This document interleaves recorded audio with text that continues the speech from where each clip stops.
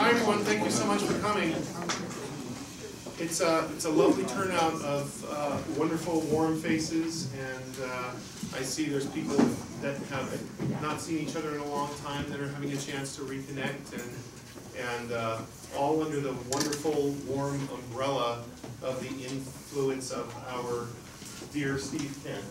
And it's great to have you all here to help to share your memories and to celebrate a really extraordinary person and to represent so many of the different facets of the world that he had the opportunity to influence.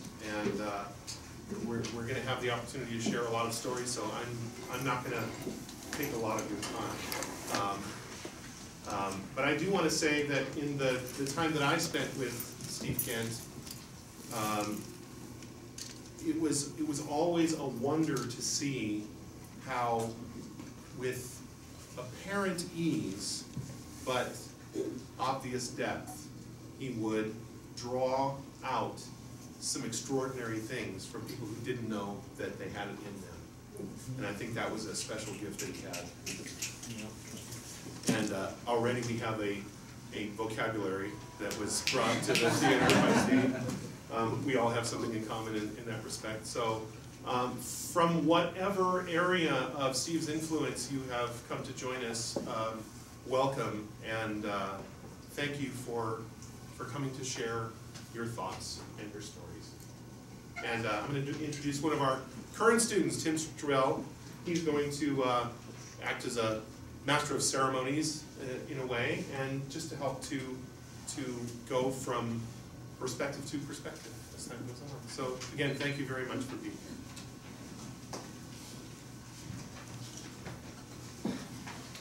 here.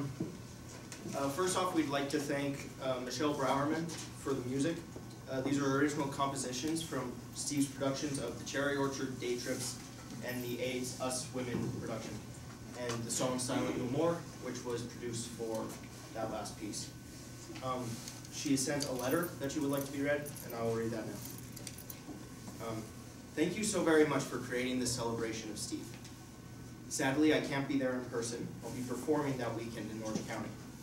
But attaching some music that I composed for productions that I worked on with Steve. The first play we ever worked on together was Day Trips by Joe Carson, the play that Steve had hoped to revive last year at Laverne. It's set in Eastern Tennessee, and this was the main theme. The second piece was written for a production of The Cherry Orchard that Steve directed and she scored at USC. The song that she's attaching is the theme for the family, the orchard, and the past. And lastly, a song for AIDS Us Women, Silent No More. I'll never forget the day that she'll never forget the day that she came to listen to the women in the piece read their own stories. Steve had interviewed them all, then had a writer edit and sequence pieces from those interviews. So these extraordinary women were reading their own stories aloud to one another. She sat there, feeling such awe of them all, their courage and honesty and depth.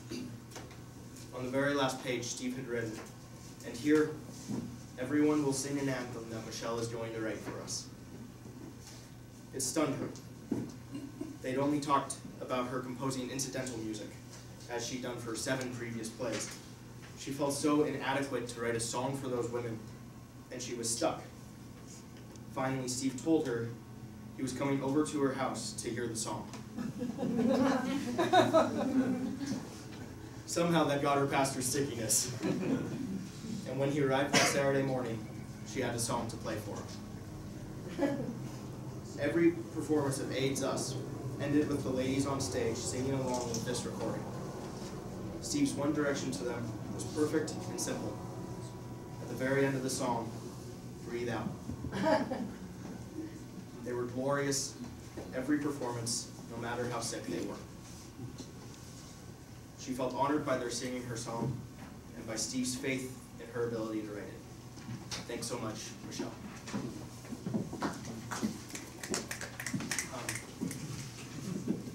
Now to start the memorials, I'd like to invite Dr. David Flodden to come up and say a few words about his journey with Steve.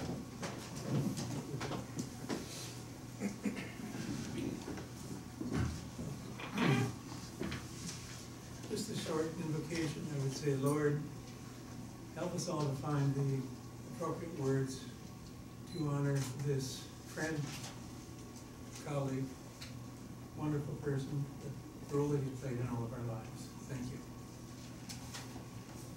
Steve used to say we had the longest continuous relationship in his professional life.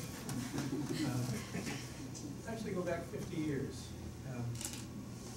I was a graduate student at UC Santa Barbara, and we heard about the Company Theater, and we'd go down to all of the new productions there. It was the place in LA you wanted to be and to see what was happening. The company's happy to see so many members of the company here to honor Steve this way. The company brought production of the James Joyce Memorial Liquid Theater to Santa Barbara, and we entertained Steve and the company up at the Trout Club up in Santa Barbara. Those of you who haven't heard of Liquid Theater, it was a sensual labyrinth where you were taken into a space and your eyes were closed, and then people just did wonderful things to you and touched you, and you were part of this whole event with wonderful things like fruit in your mouth. And then there was a performance that came after that. You watched or participated. You participated also. It was a revolutionary concept for theater at the time. An amazing performance. Other piece from that period that I just wanted to talk a little bit about. I saw Candace here from, and company people should talk more about the emergence. But emergence. Steve and I shared a common heritage. We're both from small towns in the Midwest, and we both had an early mentorship with Andy Doe. Andy taught at SC when Steve was there, initiated street theater, started working with the Watts Theater Project that Steve really took over and worked with. And Andy hired me as his designer at Pomona College, and right out of graduate school. And I worked with him for several years. Andy convinced me that it was possible to do really good theater with undergraduates. And many of my colleagues got stuck doing play productions and hated it and decided to go into the industry where they could make some money doing it. But Andy had a kind of a vision. It was connected to Gresh, certainly, and Beckett, and Steve and I were both his children. And kind of ironically, Andy died the same day that Steve did, this summer. So Andy brought out the emergence for a big Southern California Theater Conference. We also had the Bread and Puppet performing there. And the end of the emergence, there's this incredible effect of filling the house. Now this was an 1890 long theater at Pomona, and filled the whole house with smoke, and then use these projectors with pinholes in them, so that, and colored pinholes, so that the light went out in all directions, and you could feel like you could reach it up and grab a piece of light. When this came on, Dennis Redfield was standing in a jester's hat, playing the rays of light going out, and there was just silence in the house, and then one voice in this silence, because the house was packed, said, "Far fucking out."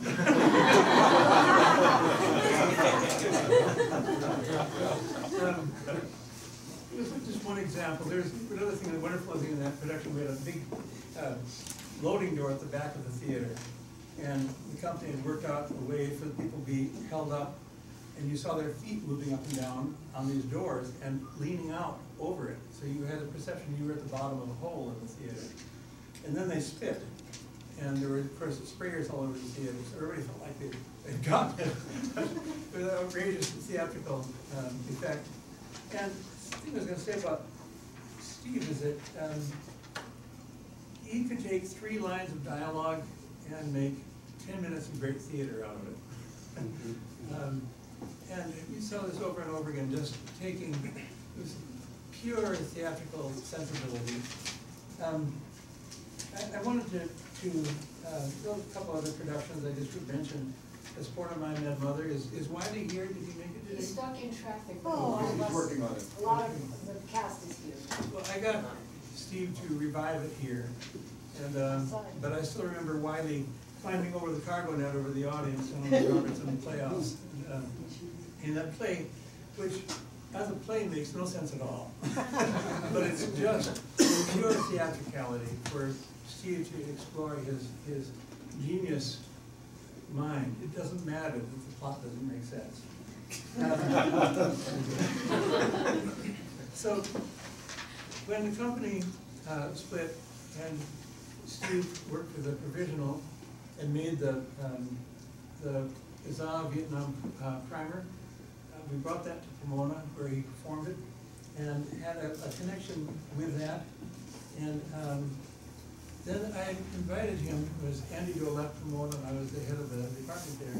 And I invited Steve to come out and do workshops. As most of you know, he was a brilliant workshop leader. Invented exercises, difficult. I managed to clear all of my student schedules for 8 hours on Mondays and Tuesdays, from 2 in the afternoon till 10 at night. And just let Steve just work with them. And after about a month of doing all these incredible exercises, we decided we'd do a performance based on some of this material. And in a day, I hung a bunch of lights and some cargo nets and some other little pieces around the theater. By that time, I cleared all the permanent seating out of the space. And Steve staged Stravinsky's Rite of Spring in that space with people on the cargo nets, and there's no record of it at all, but it was one of the most fantastic theatrical experiences. I think that some people who were in that, George C. Wolfe and a number of other people were in that production, had an impact on many lives. I also saw some people from USC here. I saw his RUR by Carl Zapek at SC, which he used real robots from the robotics lab. Great production. And then I invited him to come here and direct. And he proposed, he said, "Can you really do this here? I don't do anything here. This is Verne." And he did this production of Fight People by Jim Grimsley. This play has 55 scenes in 11 different spaces. And the whole theater, there was a little area out where our dinners now where the actors would gather. But was there anyone here? Oh, Oren was here, was in that performance. And some others, there was probably in each night, I would guess between 8 and 9 hours of performance. Because everybody knew the script and one person would move, there you are, would move into a scene, one person would move out and another person would move in and would go into a different scene. So you could stand in one place and watch one scene with different actors performing it. Or you could move through this whole sensual labyrinth and see different parts of it. And there were 2 places where we had what Steve called rump theater, where everybody was gathered, hustled into this space in the main space. I think it was notable in 1992, there was a scene of great violence in that, where a man is beating his wife with a belt and hitting the floor with the belt. And people were kind of okay with that, but then, I mean, not okay, but uncomfortable only.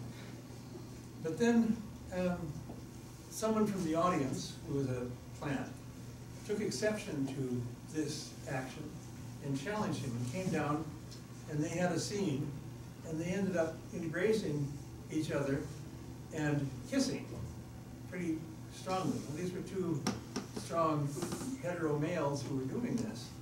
But in 1992, I'm just giving a perspective of how much things have changed.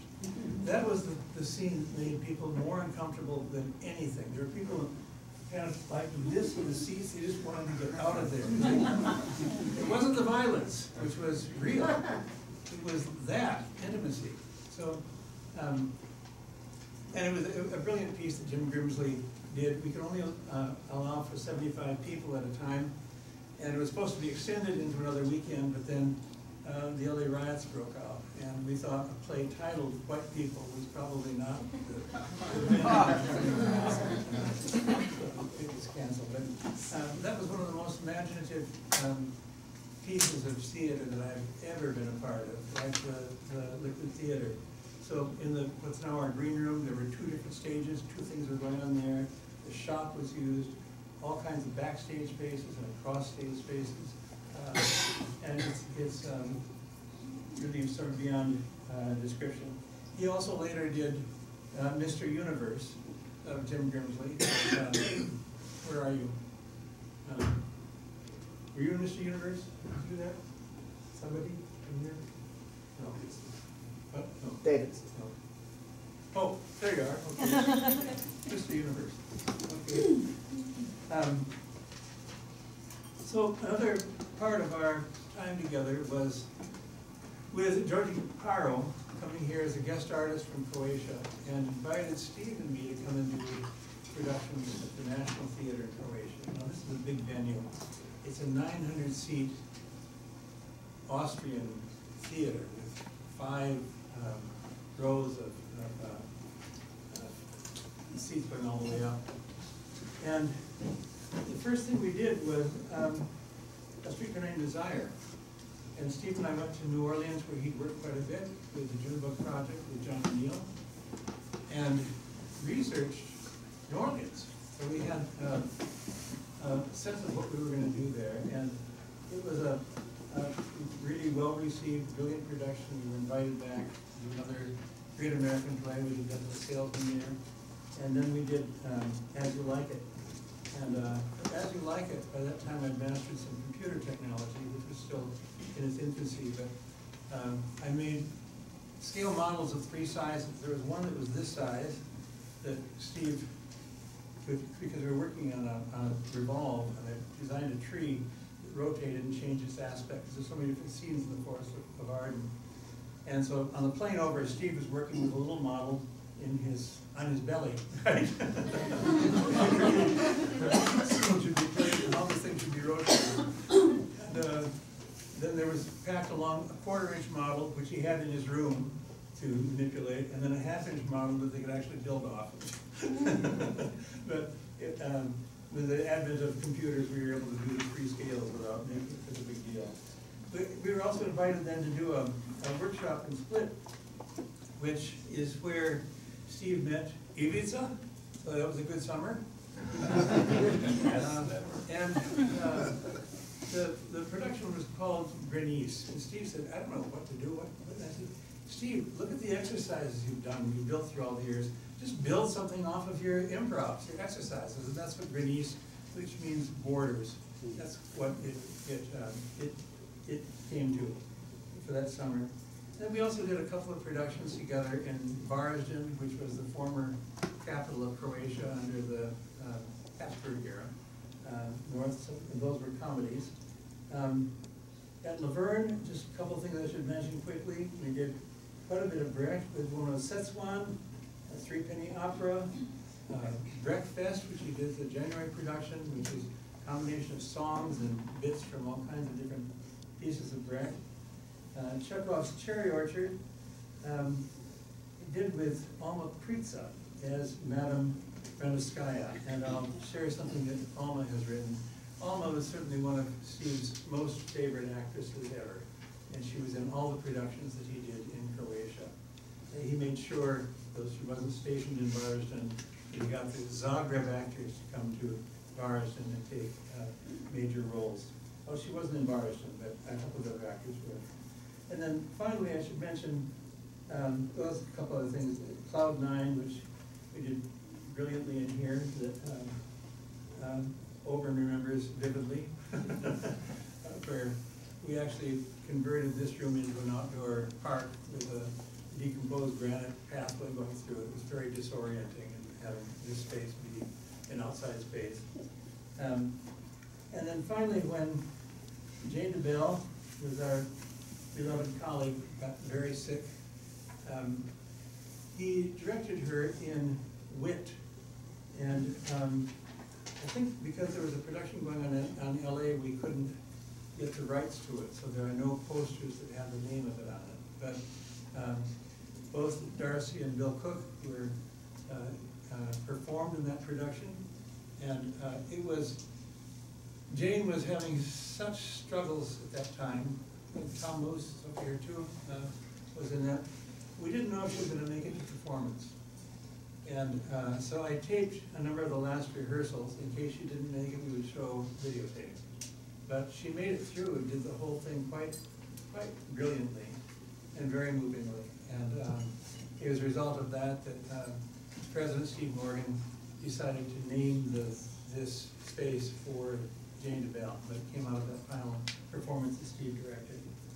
I should mention some other people will probably talk about his connection with Joe Chaikin, how honored he was to have the connection with Joe, and he directed Joe after Joe had his stroke in texts, and by Samuel Beckett, and Beckett had just said, whatever Joe Chaikin wants to do with this is fine, give complete approval, which was very unusual for Beckett, quite a stickler.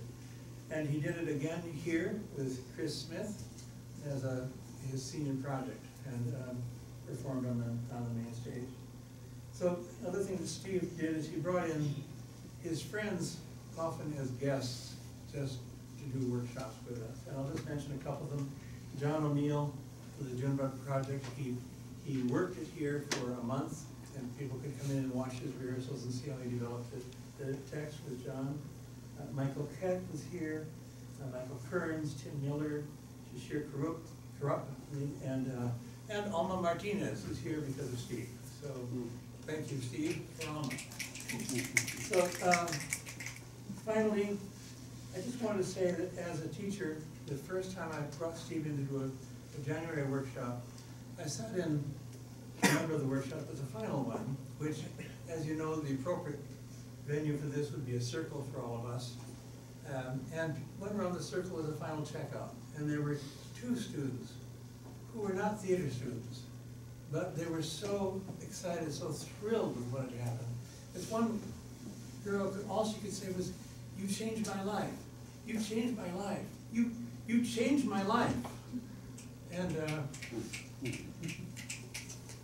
well, I think that's what many of us have felt with our time. He changed our life. Now I want to have been asked to read a letter by Alma Pritza. Her presence was extraordinary in Cherry Orchard, and all the students who got to work with her. Consummate professional, beautiful actress. And she wrote me this summer saying, "Dear David, I should have written this letter a while ago, but I didn't have the strength. By delaying the writing of it, it was as if I were also subconsciously delaying the finality of the very sad news about Stephen's departure from our lives, from my life. But he will never, never, never leave my heart, my thoughts, my feelings. Stephen, you, Jane, the students from Laverne, our theater shows in Zagreb, our conversations, our rehearsals, our time, all of that left a deep and indelible mark on my soul. It is difficult for me to believe that Stephen is no longer with us in this physical world, at least. Regardless of the fact that we were separated by kilometers and oceans, I always felt Stephen's energy as well as everything that I learned from both him and from you about theater, people, relationships in the world. All of that was my school of life and part of my precious experience of life and the theater. What can I tell you about Stephen, director, educator, person that you don't already know? What can I tell you about my feelings and love for Stephen, director, educated person that you don't already know? I'm sorry, I'm sorry, I'm so terribly sorry. I miss him so, and will always miss him. I would like to express my deepest condolences to you, to all of you, to his sister Gay, to Ivica, to all of her students, friends, admirers, to the theater, and actually to the entire world for its loss of a person like Stephen. I'm happy, proud, and honored to have been a part of his life. I'm happy that I no longer have his hugs and his warmth in my life. Thank you, dear David, and forgive me once again for the fact that I'm writing to you only now. I wish that I never had to send this type of letter. With warm thoughts of Stephen and much love, yours, Alma. And finally, I'll just close with a sketch that I wrote in 1996 when we were in Zagreb. I wrote some small pieces about people I was working with, and this is what I'd written for Steve at that time. Beautiful Stephen, no Buddha. He comes from pain, will not choose to stay there.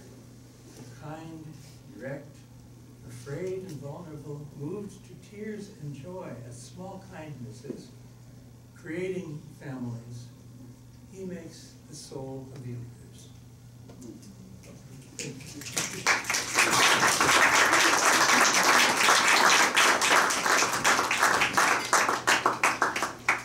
Thank you, David.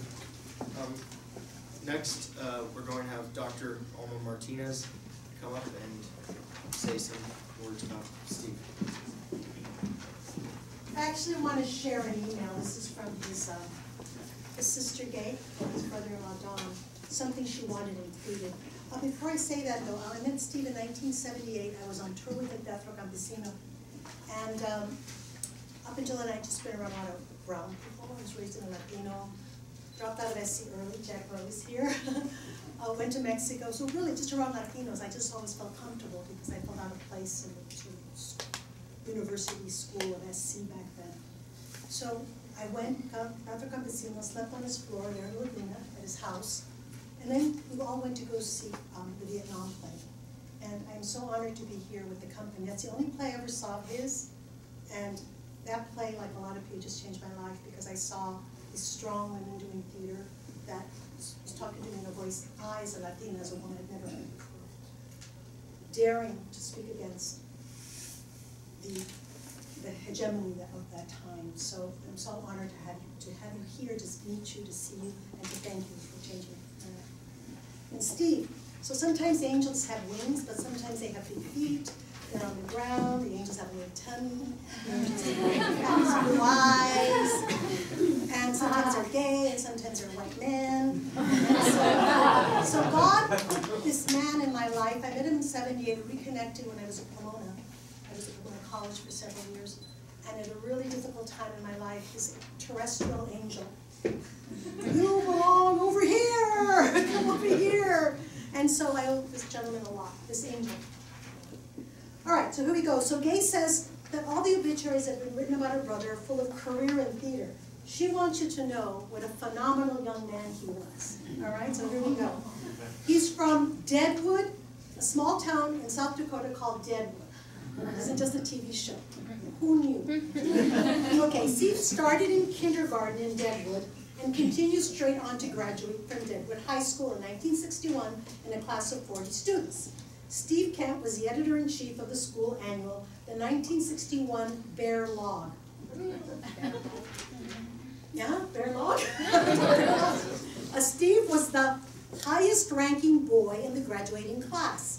He was in school orchestra and qualified to be in the South Dakota State Band with his saxophone. Yeah, the class put on Antigone for the senior play, and Steve had the role of Creon the King. And he also went to Boys State as a representative from his region. So, from Deadwood, South Dakota, Steve went to college at the University of Southern California, Los Angeles, and remained in LA the rest of his life. His parents were Kyle Marion Kent and Josephine Crockett Kent, and he is survived by Marion Gay Kent Lassart and his partner of many years, Ivica Boschik. Did I pronounce that correctly? No, but...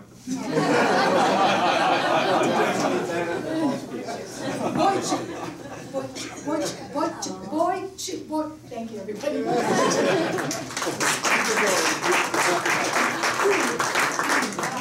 Thank you, Alma, and thank you, Gay, even though she could not make it.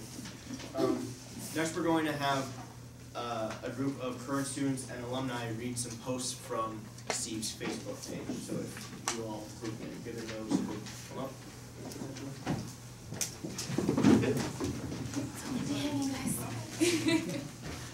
Hi, my name is Mallory Johnson.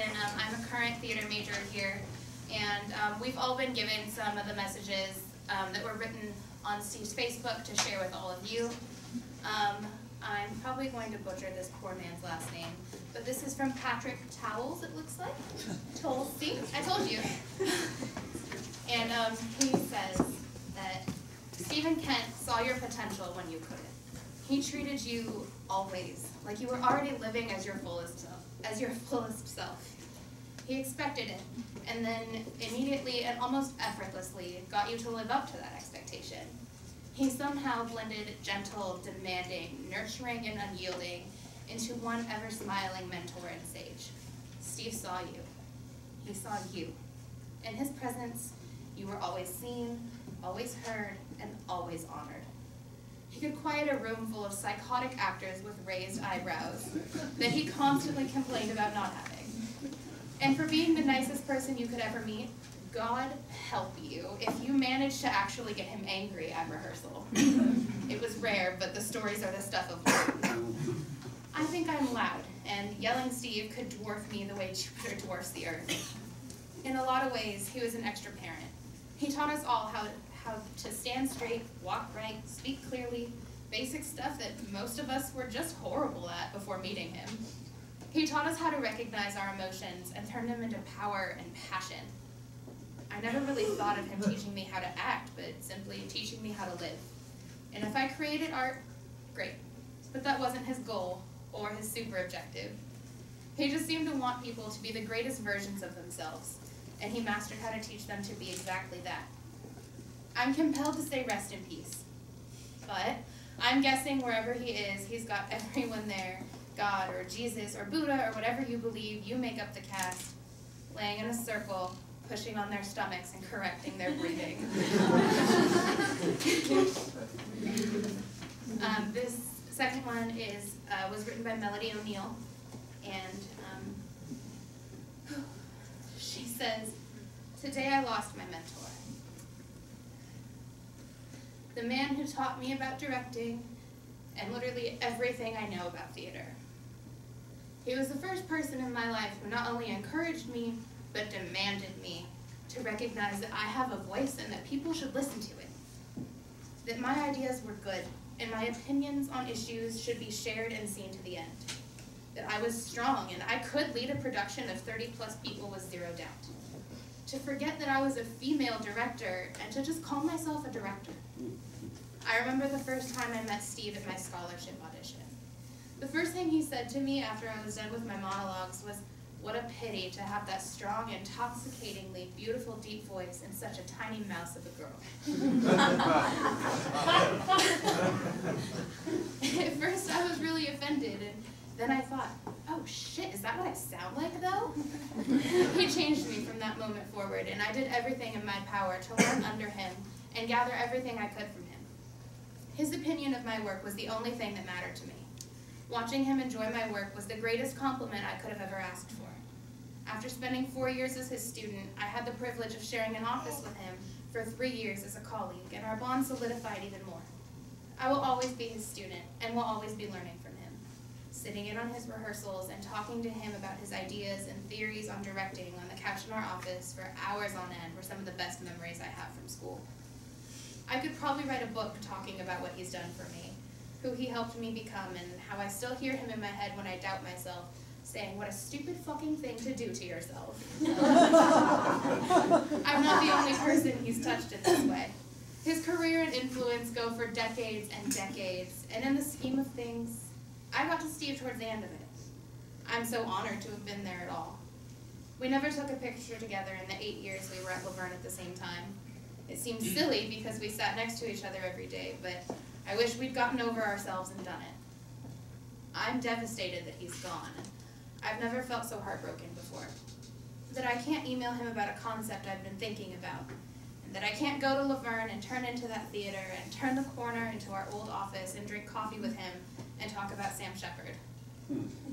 We lost touch the last few years, and for that I will forever be angry with myself.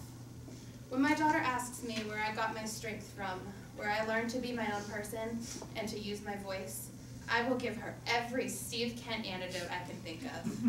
And I'll make sure she knows where her mom came from and who influenced her the most. I love you, Steve. Rest in power.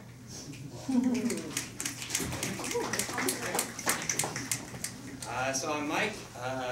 I started showing up in this theater in about 2006 and didn't start actually taking a single class here until about 2013. I just loved being here, and Steve was one of those reasons. So this is from Dennis Healy. Heartbroken. Stephen Kent, to say you were an inspiration is an understatement. Dropping everything and pursuing my dream in New York City was largely due to meeting and working with you at U of V, and I'm forever grateful. I regret not making it to your retirement party a couple months ago so I could tell you this in person. I am in tears hearing this news today. Rest in peace, my friend. Thank you. I'm Jordan, and this is a message from Matthew Hill. It's hard to write about those we've lost, especially on the very day when the emotions and stories and anecdotes and the memories are like colliding comets. A mix of fire and ice and gas and combustion. Brecht said, "Don't be afraid of death so much as an inadequate life."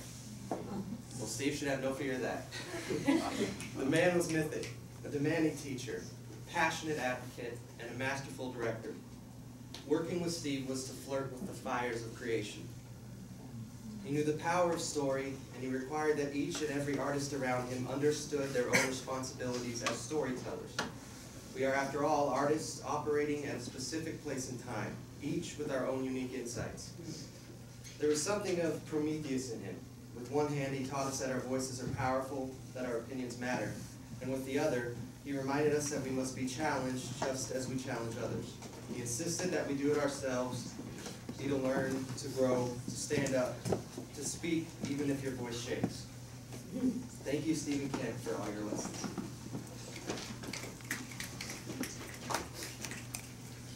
My name is Caitlin. I graduated in 2012, and Steve is the reason why I continue. This is written by Travis, who's standing in the back there.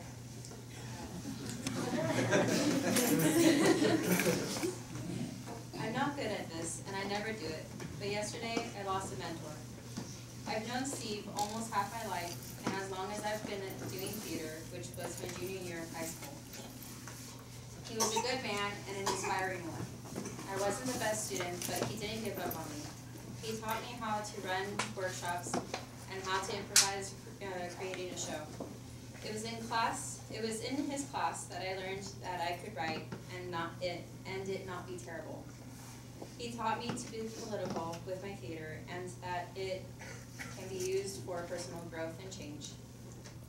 He was a pain in my ass and I in his, but that pain was only from him lighting a fire on it. I wouldn't be the man I am today if it wasn't for Steve, and for that I will miss him and thank him. Rest in peace, friend. Hi, I'm Allie, and I was one of Steve's students here at Verne. And this is a post message from Kevin Ray Green, who was also a student here. My heart is heavy upon hearing the passing of an incredible force of a man that has inspired so many individuals throughout his lifetime. Stephen Kent, including myself. My first introduction of his vibrant spirit began during an audition. I was a very timid and shy boy fresh out of high school, but my beloved Steve broke many walls that I held up so high. He introduced me to myself and allowed me to express what was on my mind and to never stay silent. My Steve, your spirit lives in all of us and myself. Thank you for turning the shy, young, queer, as you would always say to me, into someone that I can be proud of. I love you, my queen, always and forever.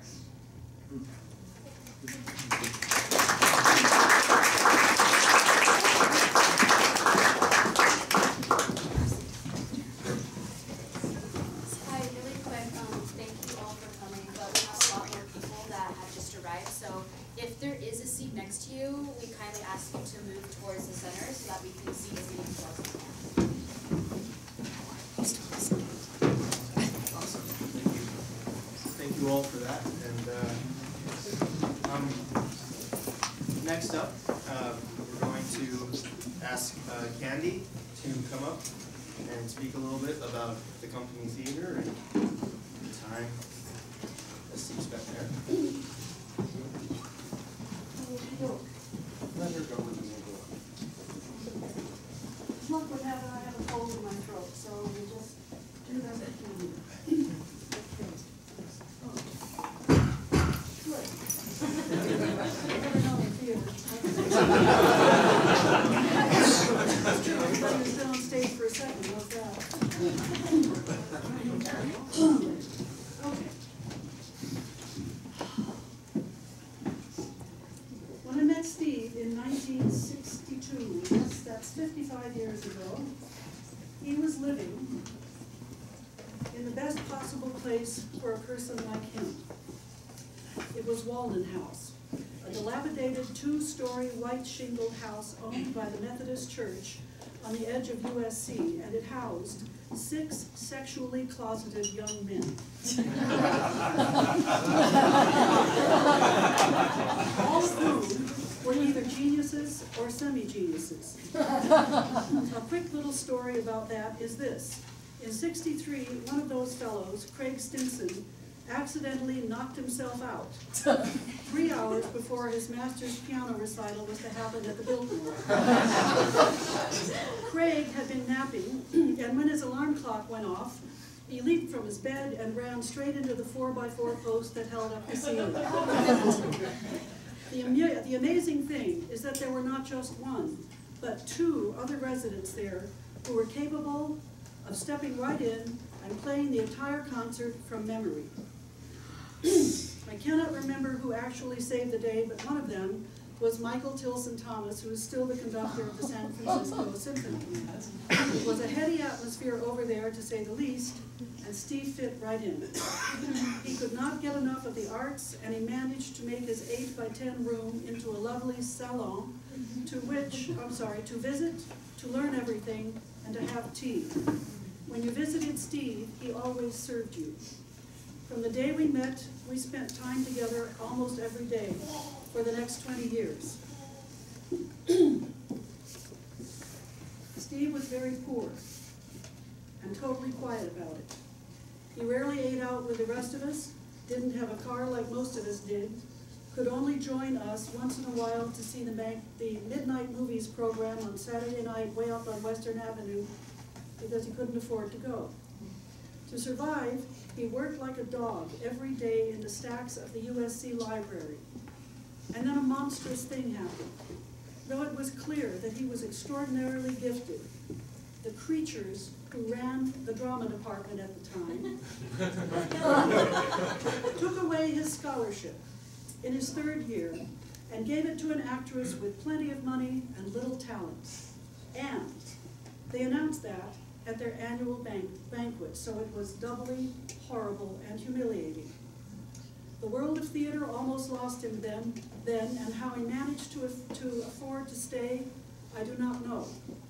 Except he did keep moving into smaller and smaller places, so maybe that was how he did it. At Christmas time, he would get on a Greyhound bus with an awkward, prongy knitting contraption and an enormous canvas bag, big enough to hold 4 rolled-up sleeping bags, and in it were huge quantities of red, orange, and pink wool. He would ride the bus to Deadwood for 4 days and nights, feverishly knitting gifts for his family and friends at home as the bus pushed on through the prairie snow. One summer back then, a friend and I went with Steve to Deadwood. And you will want to hear these things. He had worked since the minute he was old enough to. Among other jobs, he ran the Deadwood Museum, so sorry about that. Among other jobs he ran the Deadwood Museum, which featured a scene created by Steve, a circa 1860s scene of a dead missionary mannequin lying on the prairie with a Bible in one hand and more arrows sticking out of his head.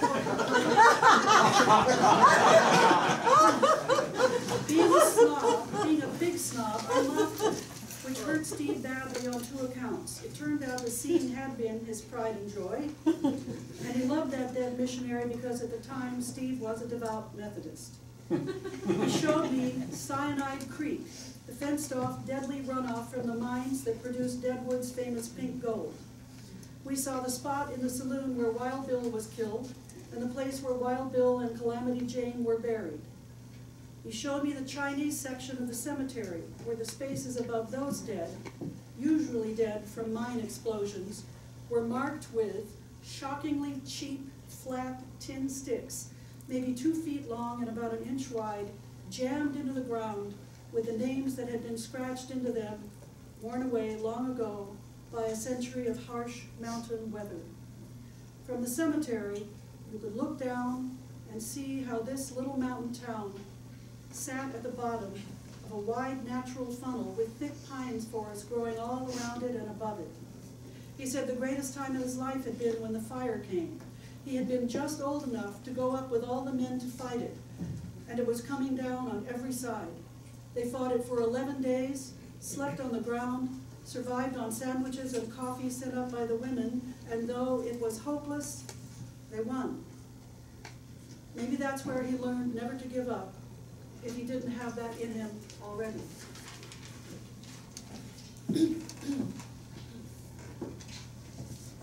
At dinner one evening on his parents' back porch, Steve's dad, who was a lineman for the county, remarked that wasn't it peculiar that people there had no care or respect for the desperate Indians living nearby, but sent money to charities to help poor black people in places like Los Angeles, while people in places like Los Angeles had no care or respect for black people, but cared about far-off Indians and sent money to help them.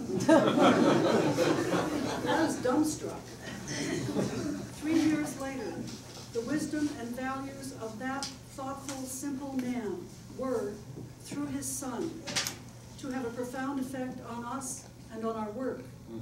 Because Steve proceeded to become the first white person I ever knew who actually sought out and befriended black people, and how that happened is a mystery. When we decided to make the company theater interior attractive in late '67, he brought in 2 black artists to help. Again, how he knew them is a mystery. They were Noah Purifoy and Judson Powell, and what they did for us was stunning.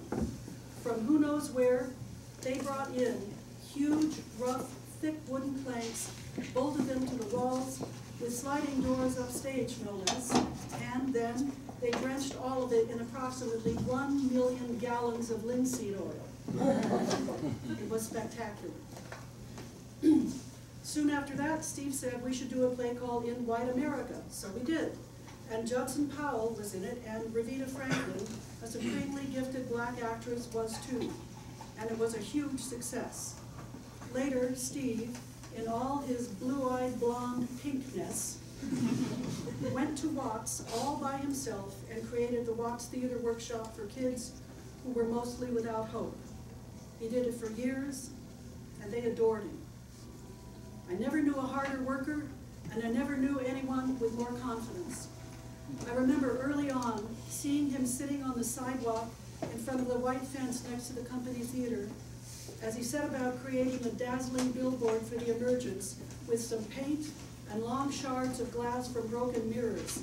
This was probably just 6 months in for us, and I remember thinking, well, I have no idea how all this is going to work, but if it does, it will be a much richer life than being a manuscript reader in the basement of some New York publishing house, which had been my dismal plan for the future. His flaws were few and were far outweighed by his patience, his kindness, and his magic as a teacher.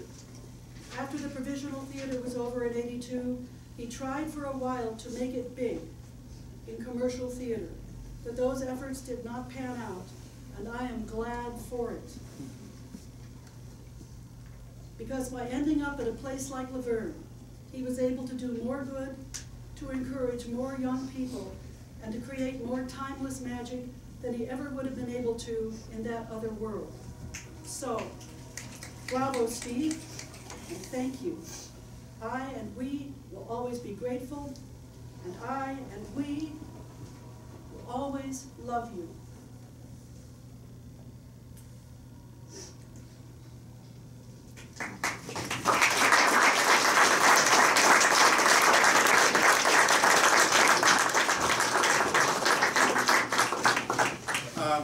as David said, there are a lot of people here from that part of the life that Candy just related to you. I'd love them to stand up now, and Bob Walter, one of them, is going to come up and read a message from Bill Hunt, who could not be here. But why don't we see all the people here who are from that part of our lives.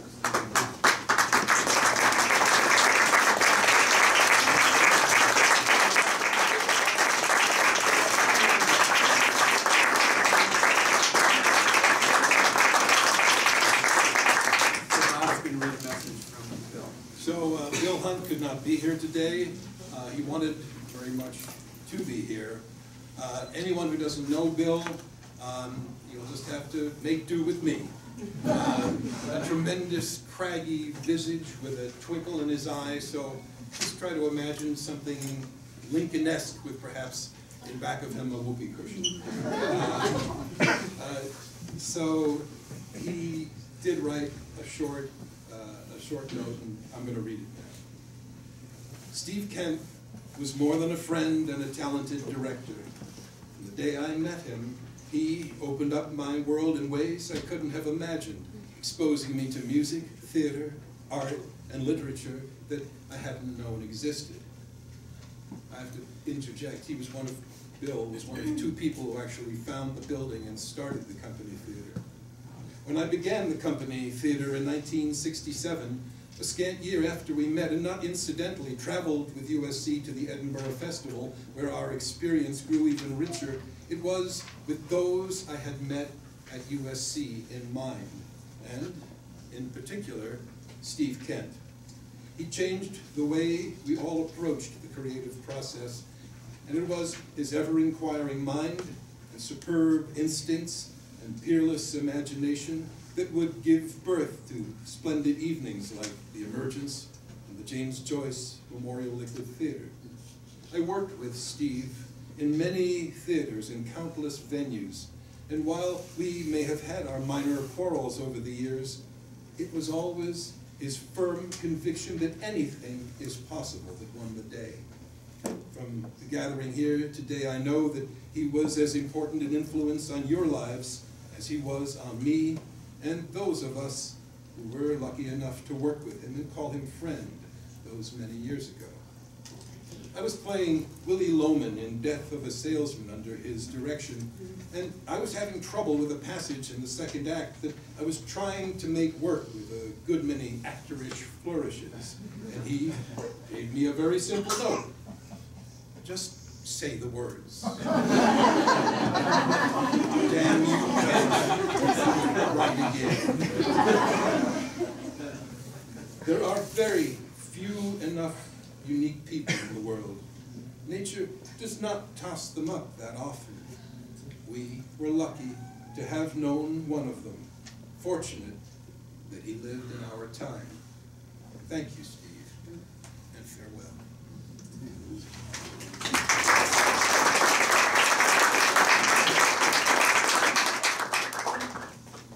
I'm a classmate of Stephen's from the very first day I walked on campus at USC. I'm somewhere on that poster, the Company Theater, and I teach theater myself now and have for 30 years.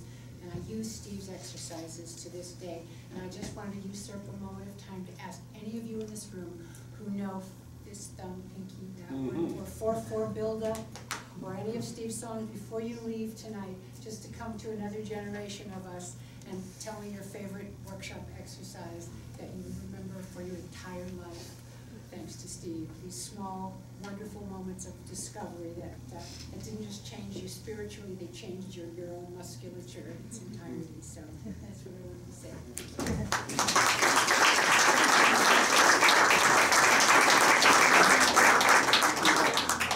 For all of those kind words. Now we're going to ask Dina Metzger to come up and say a few words. I think what I most regret is that Steve isn't here. Because he knew, but he didn't know how extraordinarily, profoundly he influenced people. And I was just reading last night a journal that he sent from Zagreb. And I think you probably read some of it, David, and I know you would say you had read it. I don't remember the name of the first journal. I think it was something like a Journal of a Radical Floozy. And it was an exquisite record of Croatia at the time, the theater of, you weren't feeling well when you got on the plane and came there one time, how glad he was to see you, how much Lada and Alma meant to him, but he was also reflect on how was it that he was actually able to create these events and have this community with the theater companies and Zagreb. You have to understand he was directing theater in Croatian. So he did not really know and knew what the words were supposed to be, but he was directing in a foreign language, and what he was doing was what he did everywhere. It started with provisional and company theater. He was creating community, and it's just like the most important thing about him was that he wanted his students to know that theater and life were one, and that it mattered who you were as a person, and that a theater person, an artist, had to have integrity, had to be a relationship between the words that you spoke, the acts that you did, the way you performed, and how you lived your life. And so being here, because you know him longer than I do, David, but I did know him for almost 50 years. And talk about how you met him. Under this that kind of story. He always told it, so I will tell it. But I just want to say that I have such a sense of gratitude. When I saw you come up, Andy, I was so glad when I heard that Company Theater was coming. How much that would mean to you. Because it's family. And that's what he thought art was. The family got together and made art for the sake of the future, a profound sense of social justice and if not saving the world, at least trying to keep it on kilter somehow. So I knew some of Steve's work because I'd seen some of the shows, but we were at a wedding and we met and we realized that we would have a chance to talk with each other. We couldn't find a place to be where there weren't other people, so we sat down under the wedding table. We actually sat there until they came and cut the cake. Did you pop out?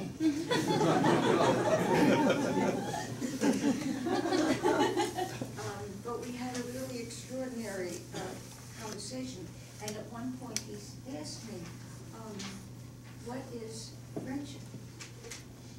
And at that point I was thinking about Daniel Berrigan, who's on the lam, who was been sentenced to 3 years in prison as one of the Catonsville Nine for pouring homemade napalm onto the draft records. And I said, friendship is when you hide your friends if they have to go underground. And that was the kind of thing you could say to Steve, and he would get it, and it would be a lifelong friendship. And though we never had to hide each other, but we did encourage each other's values and commitments. And I was always moved by that. And he never said no to anything that was really challenging. So it was because of who Steve was.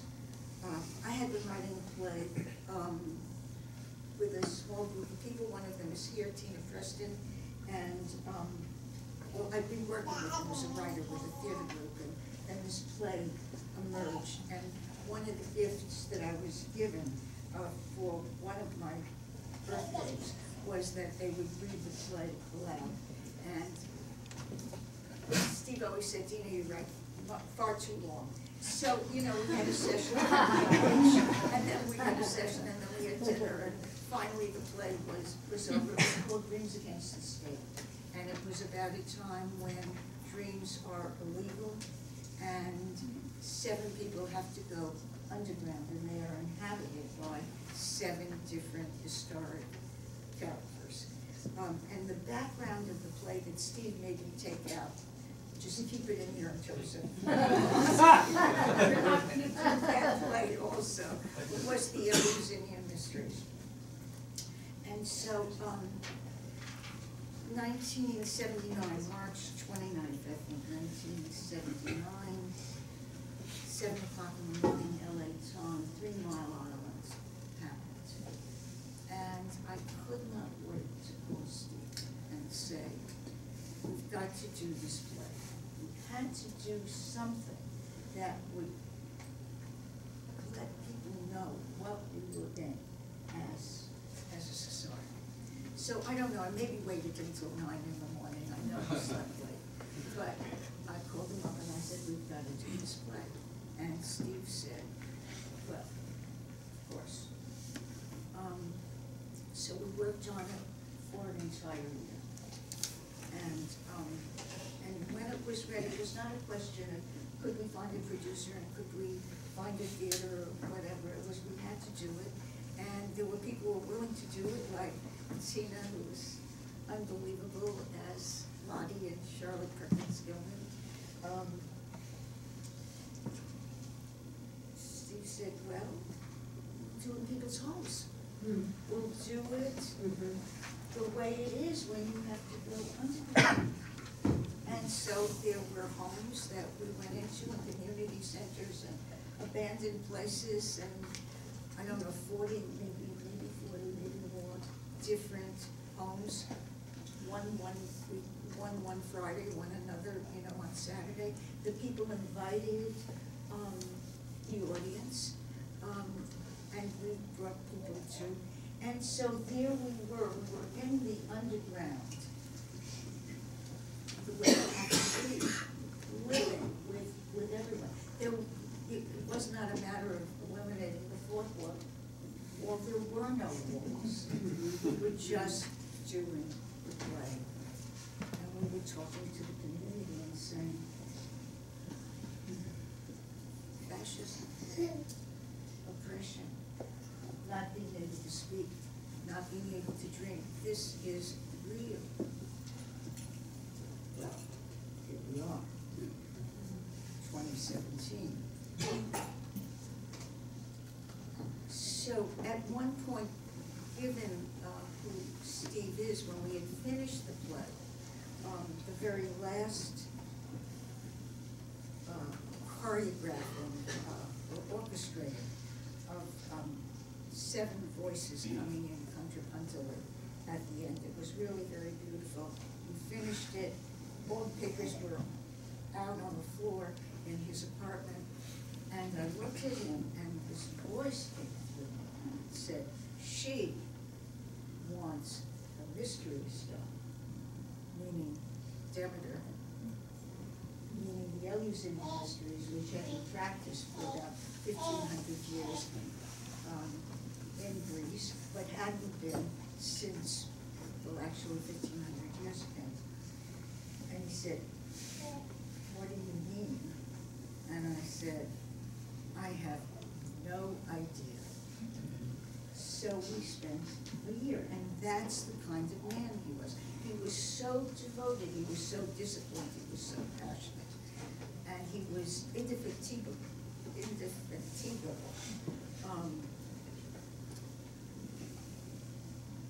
And then we took a group to Greece, and we redid the mysteries as they had been done, but laying in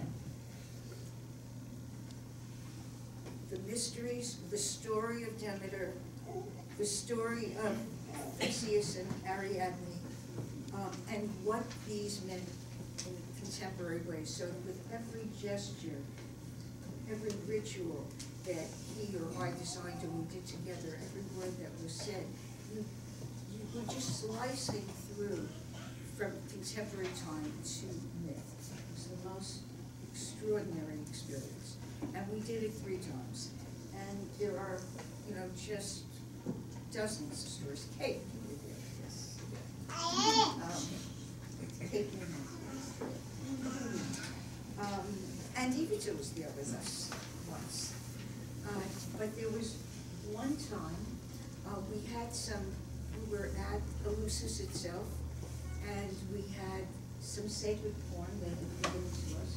And so we were going off by ourselves, essentially in prayer. There was a drought, we were praying for rain and burying the corn because Demeter had given the gift of rain to the people. And part of what happened at the mysteries was that at some particular point at night there was a great light that issued from the ground, so that people all around in Eleusis knew that the mysteries were being done, which were very secret. In fact, if you talked about them, you could be killed. When Euripides wrote the Bacchae, he was actually accused of giving the secrets, but he had to say he had just been a kid and he had watched what had happened, and he had never been, otherwise we wouldn't have had many of the plays that he wrote. So when that light came forth, it was the emergence of the goddess Persephone, the daughter of Demeter, from the underworld, having returned after having been pulled down by Hades. And so we were all doing it, and suddenly Constance Heisinger, who's an archaeologist working in the Middle East and working with the goddess, and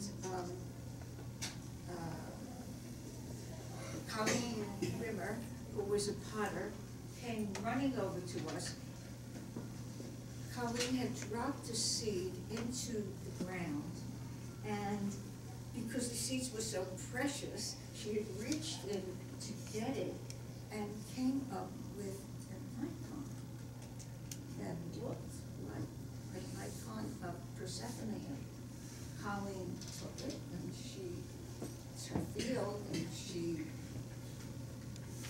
said, I think this is really something. So we went to the local archaeologist who was there and who had allowed us to do what we were doing. And we said, we found this, and she said, we have gone over this area for 20 years. There is nothing. So we said, good, could we use this as we're doing the ritual?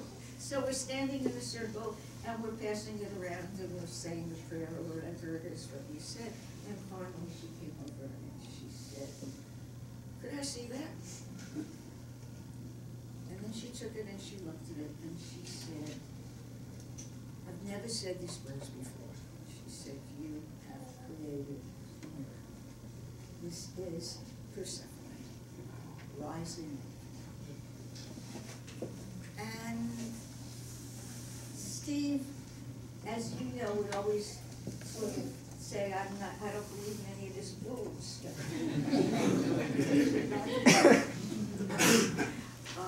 But he was present for whatever. And when spirit came, or the voices, or whatever compelled him, or whatever was urgent, he said, yes.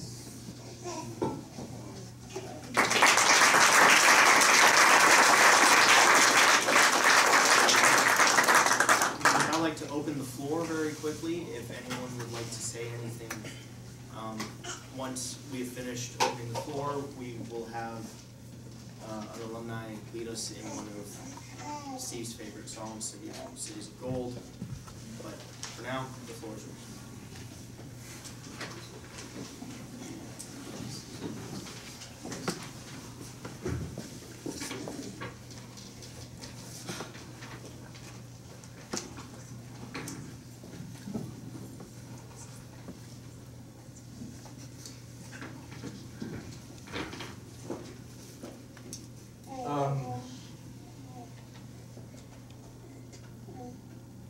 Oh, you all did this so well. It's much harder up here. No, that's okay. I had the great fortune of seeing Steve in June, I think, and his health wasn't doing so well, and Ivica and Tom had told me that he's sometimes conscious, or sometimes he's there with you and sometimes he's not. And I remember going in to see him and feeling completely calm because I felt, well, I learned how to be present from this man. So I sat with him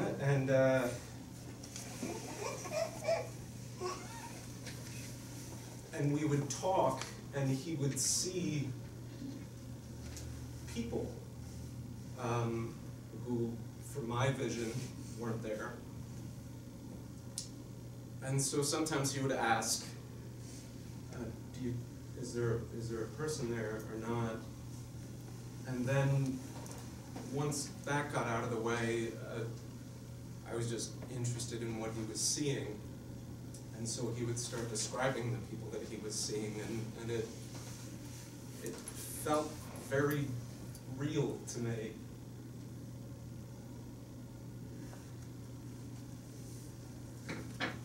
And so I noticed, after he passed, that I would see him next to me, and as I'm here,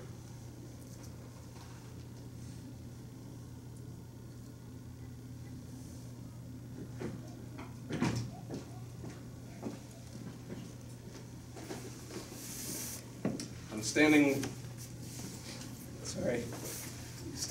right here, and Steve is there on the ground. He was always very comfortable on the ground, and that baffled me because I hated sitting on the ground. And it's the first time I'm speaking Beckett's words out loud.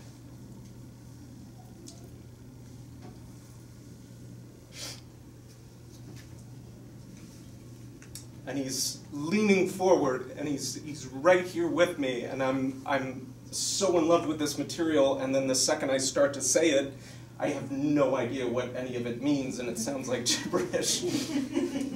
But he always said, as far as you will go, I will meet you.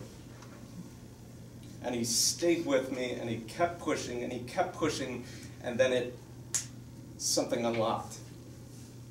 And it was the end of Text for Nothing. It was text 13.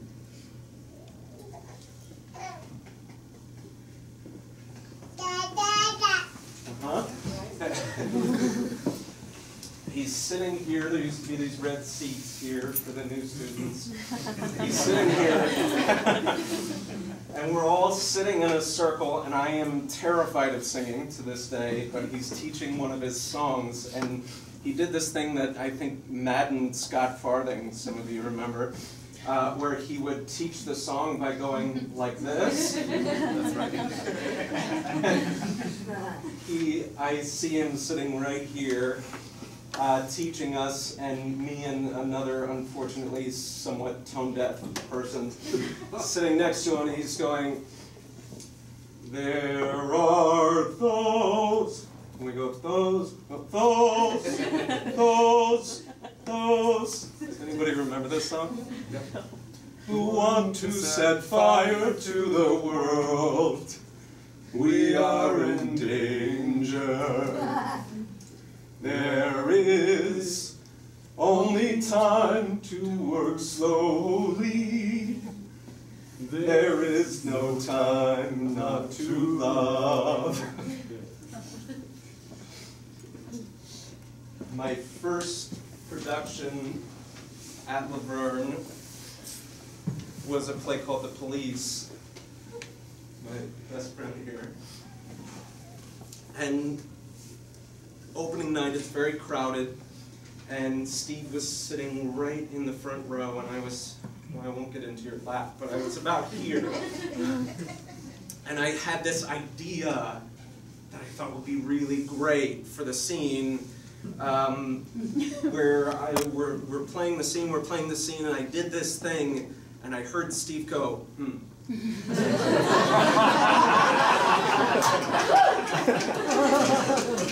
right.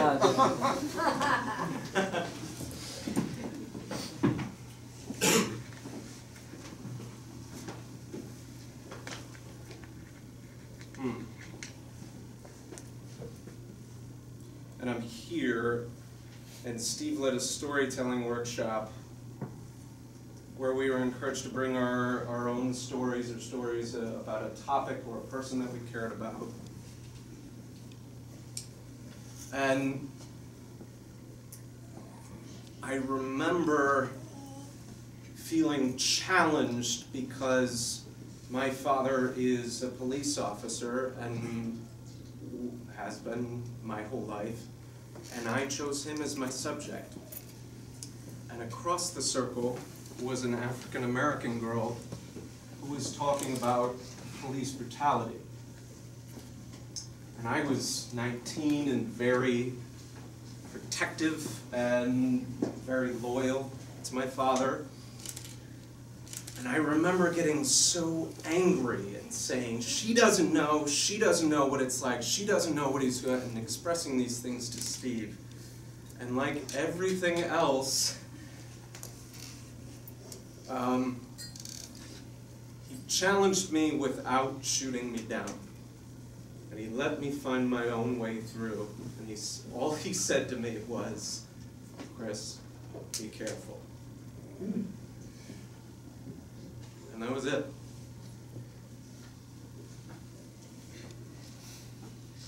And there's so many places through this whole building.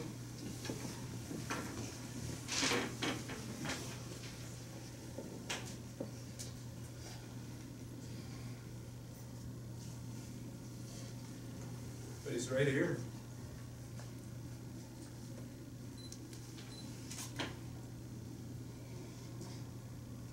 Thank you.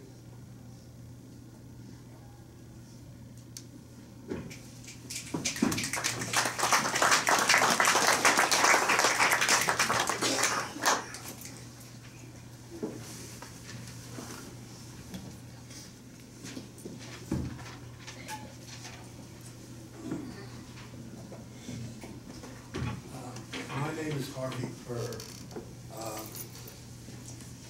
The last time I was in this space, in some configuration of this space anyway, I saw Sport of My Mad Mother, directed by Steve. And the reason I came was Steve called me up and said, gee, Harvey, when you were a critic for the LA Free Press, you loved our production of The Sport of My Mad Mother, and I would love for you to see what I've done with the play 40 years later.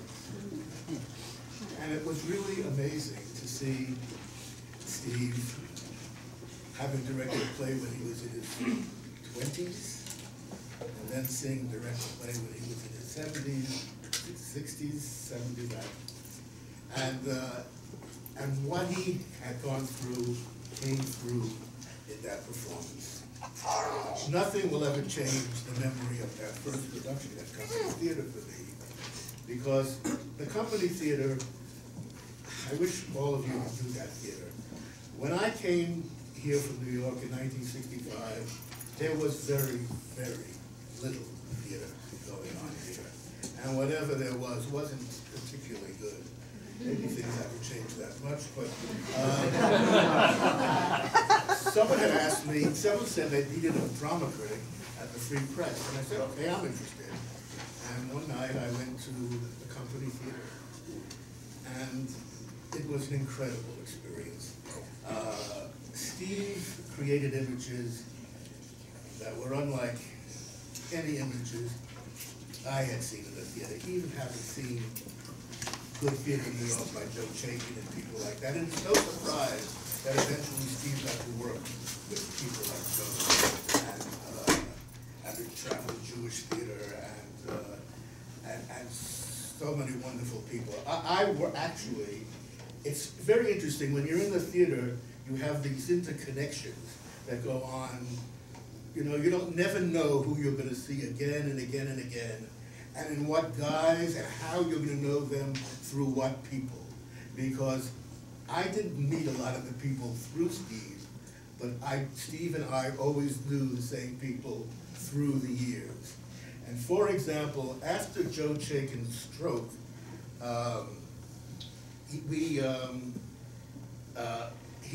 Sam Shepard wrote a play called The War in Heaven about aphasia. And we were doing it at an art gallery in San Diego, among many places we did it. And we were in San Diego, he said, I need director. Steve Kent, must get Steve Kent. And so Steve Kent came to San Diego and directed that particular production. And it was just wonderful being with them because they were both very serious about theater, very serious about politics, very serious about life. But they both loved to have a good time.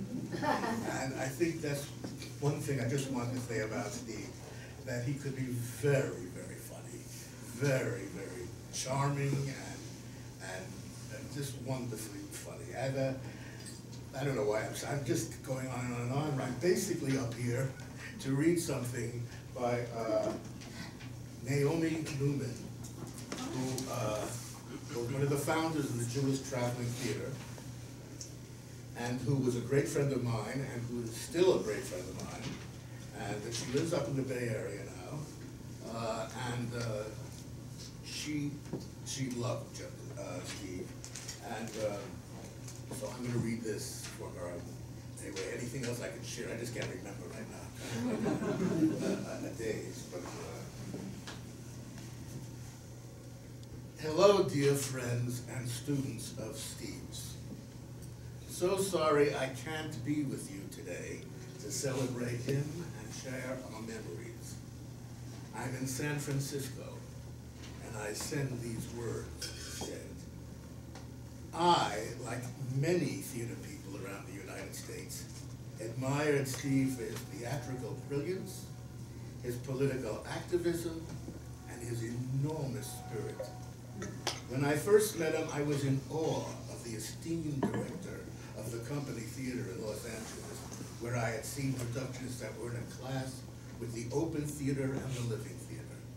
I felt shy and rather speechless in front of the great director. However, fate threw us together, and we met often at various theaters, parties, and friends' houses. Slowly, our connection developed and became a solid and intimate friendship that lasted over 45 years.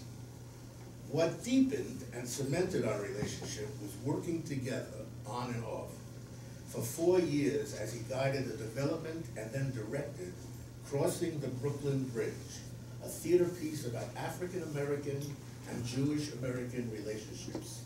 It was a three-way collaboration between John O'Neill, a straight black man, Steve, a white queer man, and I, a Jewish bisexual woman. The process was exciting, juicy, creative, and extremely challenging. At times, it looked like we'd never be able to navigate our differences. But thanks to Steve's dedication, determination, and skills, Crossing the Brooklyn Bridge was born. Steve came up with a brilliant concept for the piece that required only 4 sturdy wooden chairs and 2 white bed sheets as a set. we could perform in practically any venue. John and I toured the United States over a period of 5 years. We performed in churches, community centers, theaters, colleges, high schools, and universities. The play did what the three of us hoped it would do. It created bridges of understanding between individuals, groups, and whole communities that rarely, if ever, had had contact with each other. I loved how quirky he was. He could be endlessly patient and then unexpectedly explode. He could get on a train or a plane at a moment's notice. He had 2 sets of clothes, all black, one for home and another for the road. When he returned from a trip, he washed the traveling ones and then put them in a suitcase for the next journey. I loved his erudition. He was a remarkable musician with equal enthusiasm and familiarity in all periods, styles, and forms. He would tease me about how uninformed I was about popular culture. We could make fun of each other and of ourselves because we were safe in our mutual respect and trust. I will greatly miss you, Steve. You have had a major impact on my life and my work. We were blessed. I must say I share that last paragraph with Naomi completely.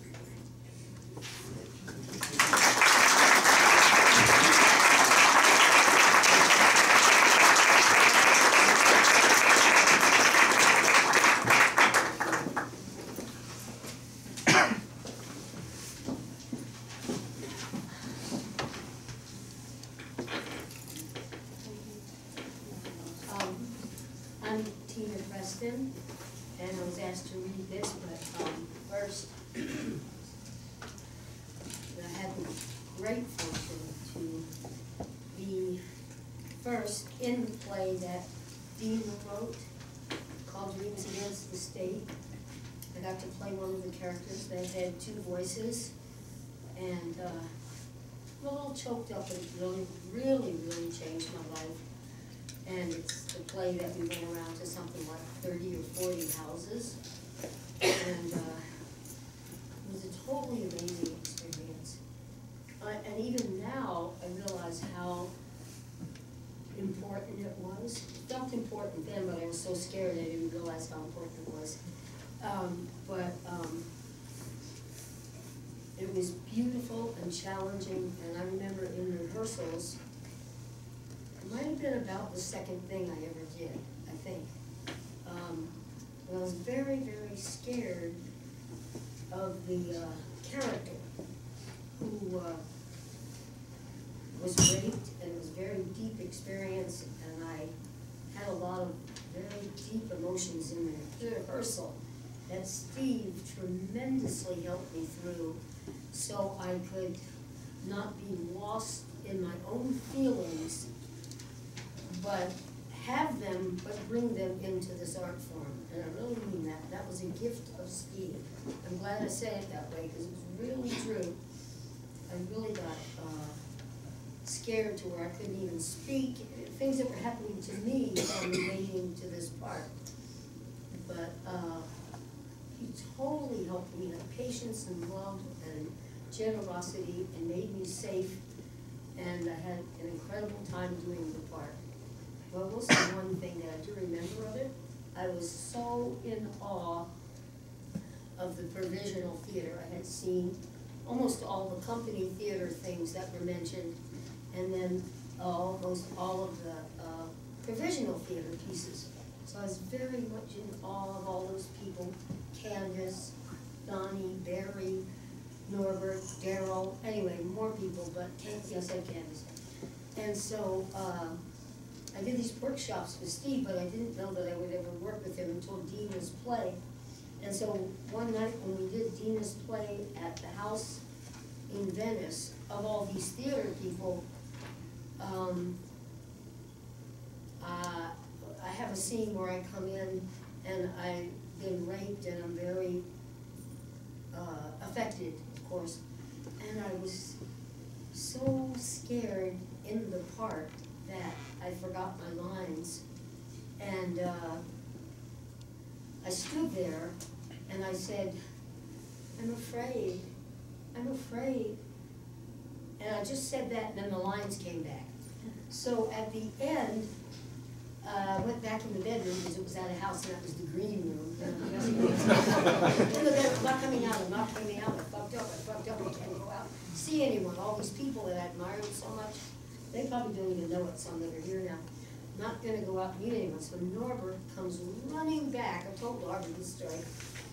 Norbert comes running back and he says, Tina, you are so real. She said, that was amazing, that was electrifying, you were so in the moment. I didn't say that, I didn't say about that.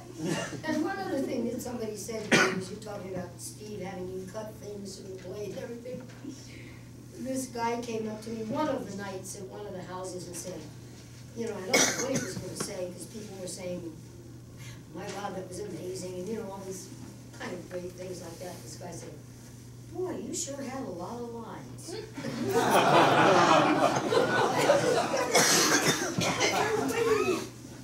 But then later, just because of Steve and how amazing he was to work with, later I got cast in The Traveler that was about Joe Jenkins' stroke and having aphasia. And it was like one of the best jobs I ever had for money, for true, because it went on for about 6 months because of Steve allowing there to be such a great rehearsal period, which is such a great thing, I would have to say, back then, because you hardly ever get that now. I really have to say that. People that really dig in, you really find things and explore. And so, I mean, that was kind of amazing to do a play at the Taper that you rehearsed for something like 3 months. And, but what I was going to say, and always brought the physicality into it. You didn't just stand there and say, you know, the depth of it. But what I remember is the play is about Joe. He's in a hospital, and he has aphasia, and he's recovering. And there were a number of us that played nurses that came in the room to give him his meds or do something. But it was Steve's idea that we would, because it was the hallucination of the Joe character, that we thought we were kangaroos. So, of course, we had to hop like kangaroos. We came in the room the whole time, if you can imagine, lifting your feet and doing everything as a kangaroo. But it was highly choreographed. There were 3 or 4 of us moving around the room as kangaroos and waiting and taking care of this patient. Anyway, I just always remembered how extraordinary that was. And that kind of creativity, and it really was. And now I've been asked to read this by this person from Martha Bosing. Is that what? Bosing. Bosing. I first met Steve in 1981 at a wonderful theater festival celebrating the work of experimental, edgy theaters in the U.S., hosted by the Cherry Creek Theater in Minnesota called The Gathering. He was with the Provisional Theater at that time. Subsequently, Steve and his theater company came several times to give workshops and performances in Minneapolis, hosted by our theater, at the foot of the mountain. They often stayed at my home, and we will all become friends. We all became friends. Okay. We exchanged theater exercises and practices. His condition work became central to the acting style developed by our theater company. Shared wonderful dinners together, laughed, drank a lot of wine, and carted Steve to the hospital when he fell down the long, dark stairway to the basement of my house and broke his arm. In his later career, Steve directed several of my plays, most stunningly, Hard Times Come Again No More, about the 1930s truckers' strike in Minneapolis at the Illusion Theater, a major event celebrating the life and work Maridel LeSueur,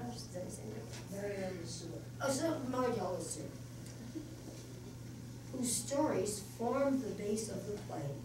I think it was his ability to listen carefully to everyone involved in the collaborative process of producing a play that most endeared him to me, and most particularly how he was totally dedicated to bringing the playwright's intention and hopes for their play to life without imposing his own vision on top of it until he was sure it would fit. We both spent our lives committed to creating theater that would help heal the wounds of society and change the minds of the folks who came to see our works, so they would leave the theater resolving to end wars, bring peace to the world, fight injustice, and the rights of all people, all races, genders, preferences, nationalities, to a prosperous and happy life on this troubled earth. Steve was a gifted artist, a poetic soul, a good friend. He liked to play, to be silly, to be truthful and real. I loved him. We will miss him deeply. I feel the same way.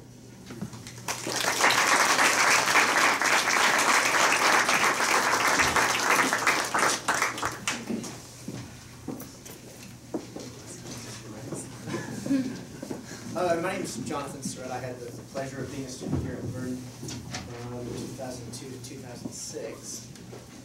And, you know, as time has passed and started to go through, I've started to think back to all the different ways in which I interacted with Steve. And I had the pleasure of interacting with Steve in various capacities as an actor. You know, basically in a small theater department, you kind of do everything. So as an actor, designer, stage manager. And you know, one of the things I've always gone back to is that Steve was just such a nurturing, caring individual. And he always wanted you to be the best part of yourself. And while I was here, you know, we had several arguments over a few different things. But he was the person who could have that argument with you and not, you know, you have the argument, you get over it, and have dinner later. And it's because he allowed you to care for what your side was, and didn't shoot you down while you were doing it. And at the time that I was here, I just thought, oh, you know, he's a great director. He's just wanting us all to be the best actors that we can. And as time has gone on, and I've moved into, you know, various other facets of career and life and everything else, one of the things that's always struck me was that Steve didn't care about you being the best actor. He just wanted you to find the best, most authentic part of yourself. And he taught us all to be better, bigger people. And that's what I'll carry forward.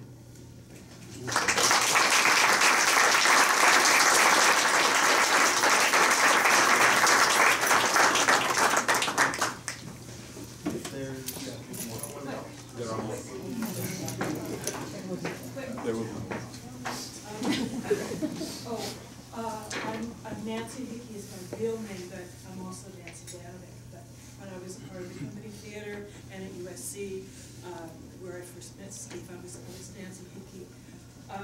Steve, I figured out really fast, was sort of like the ringleader, the cheerleader of the drama department. And he always had ideas. And I came from a small town that was fairly boring, and he really knew LA, and he knew so much, and he had so many ideas. And the one thing that, hearing all you talk, I remember he said, you've got to come. You've got to come. There's this coffee shop, and they have this big courtyard. It's all glass, and it's full of monkeys, real monkeys. And that was, it was there, and he knew about it, of course. I'm sure that you probably have done this play. Steve and Candy and I, when we were students at SC, did the famous play, do you remember? The Apes Shall Inherit the Earth. Oh, God. We three were the apes. It was a pretty big deal, thank God it was only a one act. They rented 8 costumes for us. And of course, there was no air conditioning, it was really, really hot.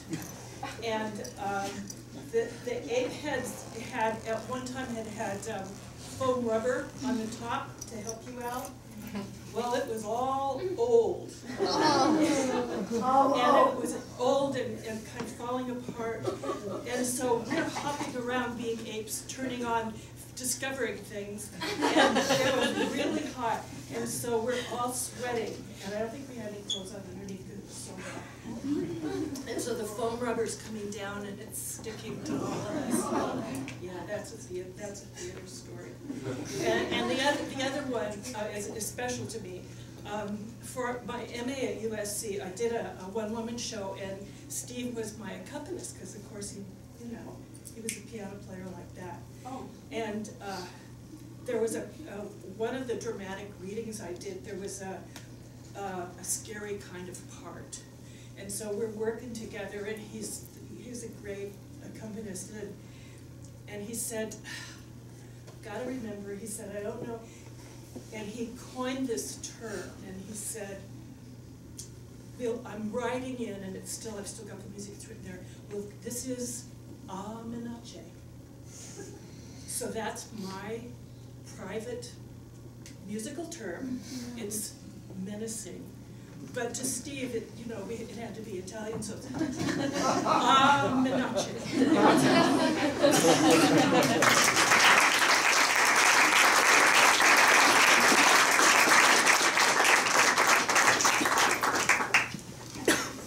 Hello, everyone. I'm Marlia Sterling.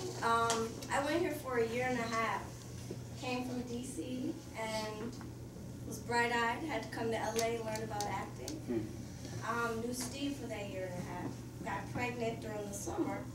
Came back a little bumpier, and so I transferred to Howard. But the year and a half that I was here, knowing Steve was the best year and a half of my life.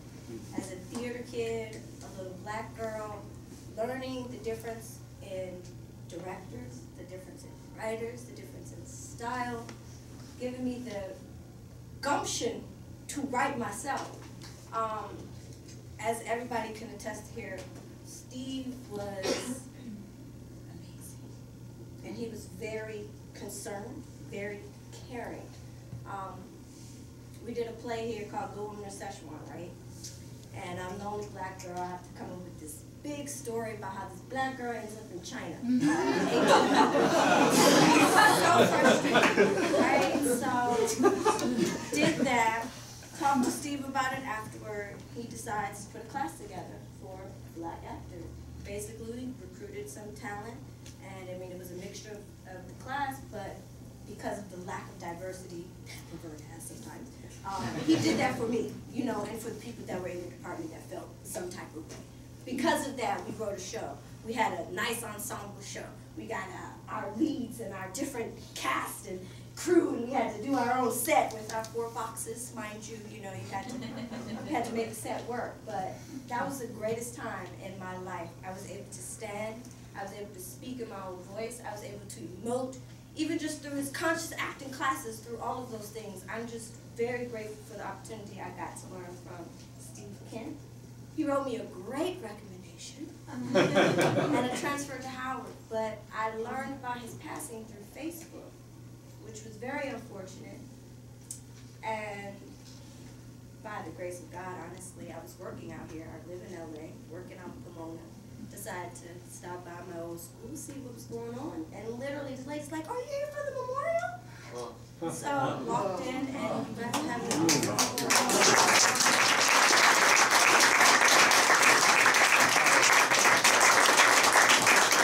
That's all, because you guys know. Like, thank you, Steve.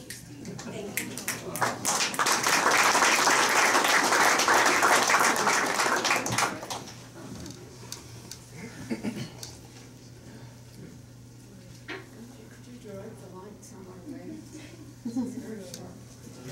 Most of you have come here with a theater connection. I want to show you another aspect of Steve, where he lived. If you notice on the screen when you came in, for those who came early enough to see it, there is a backyard in a garden. You cannot tell, but the plants that are behind there, that's an ambience which Steve created. He would sit on the ground, and they're in the foreground of where the plants are. He sat on the ground and placed these stones that were rounded and dark blue, and placed each one appropriately according to his design. There is a chair that's facing backward, and that was his chair that he sat next to a part of the bench outside where he would bring pecans for the squirrels and the birds, and he would count them out. And also, you cannot tell, but the upper area, there are arroyo rock, and he placed the arroyo rock with the plants appropriately placed. So that is the exterior, which he helped create. Then I moved into Echo Park in 1962. In 1973, it is hard to believe today, but the landlord did not sell the units, the property. It sat on the market for months. So I decided tenancy in common. So we gathered together, and it only turned out that 2 of us could buy it. And the other man and I were putting in the down payment of $5,000. And it was $4,000 from me, $1,000 from him. We got into an argument that night. I said, Ted, the first thing, we're going to get rid of the termites. And he said, in 50 years, you and I will both be dead, so let's leave it. It's a compromising kind of position. You can't, this is it, it's this or that. So with 1,000, well, that was the end of it. Okay. But at the time, you bought property as is, which would include the termite, no fencing, no exterior lights, broken windows, what else was wrong? Just think of everything wrong, and it was there. And so you also inherit the people who live there, regardless of who and what they are and what they believe, and this is it. So I knew for myself, coming from my particular political perspective, I wanted a community here. And so while we had to accept, or at least I had to, it was just, you know, this is 1973 in December. You may know the Los Feliz Theater, which is right next to Provisional Theater. And there's a woman who lived in the building named Mary Carter, who was the manager of the Los Feliz movie house. And it just happened that Jill Passy from Odyssey Theater was moving out, and there was this vacant apartment. So she went over to Provisional and told Steve, who was, I think, wanting to exit from Ewing, where he had been living, looking for another place. So time went on, and Provisional Theater was, they were doing the Vietnamese piece, and they were traveling. And so a month went by, and no Steve. And I went to Mary. Mary, does he really exist? I mean, he's not a fiction? Yes, yes, if you want, I'll pay you the rent. No, no, no, I trust you, but will he be there? Well, the day he arrived, and this is this very dramatic moment for me, he walked to the back, there's a screen door, and through the screen door, as I open it and we make a visual connection, this was the cliche instant recognition that we both just embraced each other. And I know he felt very comfortable in an environment because he was not sure what would be the reception to a gay man and so on. But anyway, the other story I want to share with you is that Proposition 6 came out in 1978. For those of you who don't know it, Senator Briggs had decided to put an initiative on the ballot, which was gaining support, whereby school teachers, school principals, instructional aides, and school psychologists, and supporters of anyone who was gay, lesbian, and this whole category could be fired. And when I came back from Europe, Steve said, you know, this proposition is gaining ground. Well, I called the ACLU and said, I will be happy as a teacher to challenge this vicious. Anyway, so in any case, I became part of the lawsuit the ACLU would have hit the state with the next morning. But Steve, as a result of Proposition 6, coalitions and networks have been built. A man named Charlie Murphy, a gay singer, came down from Washington and he was performing at the Mayan Theater.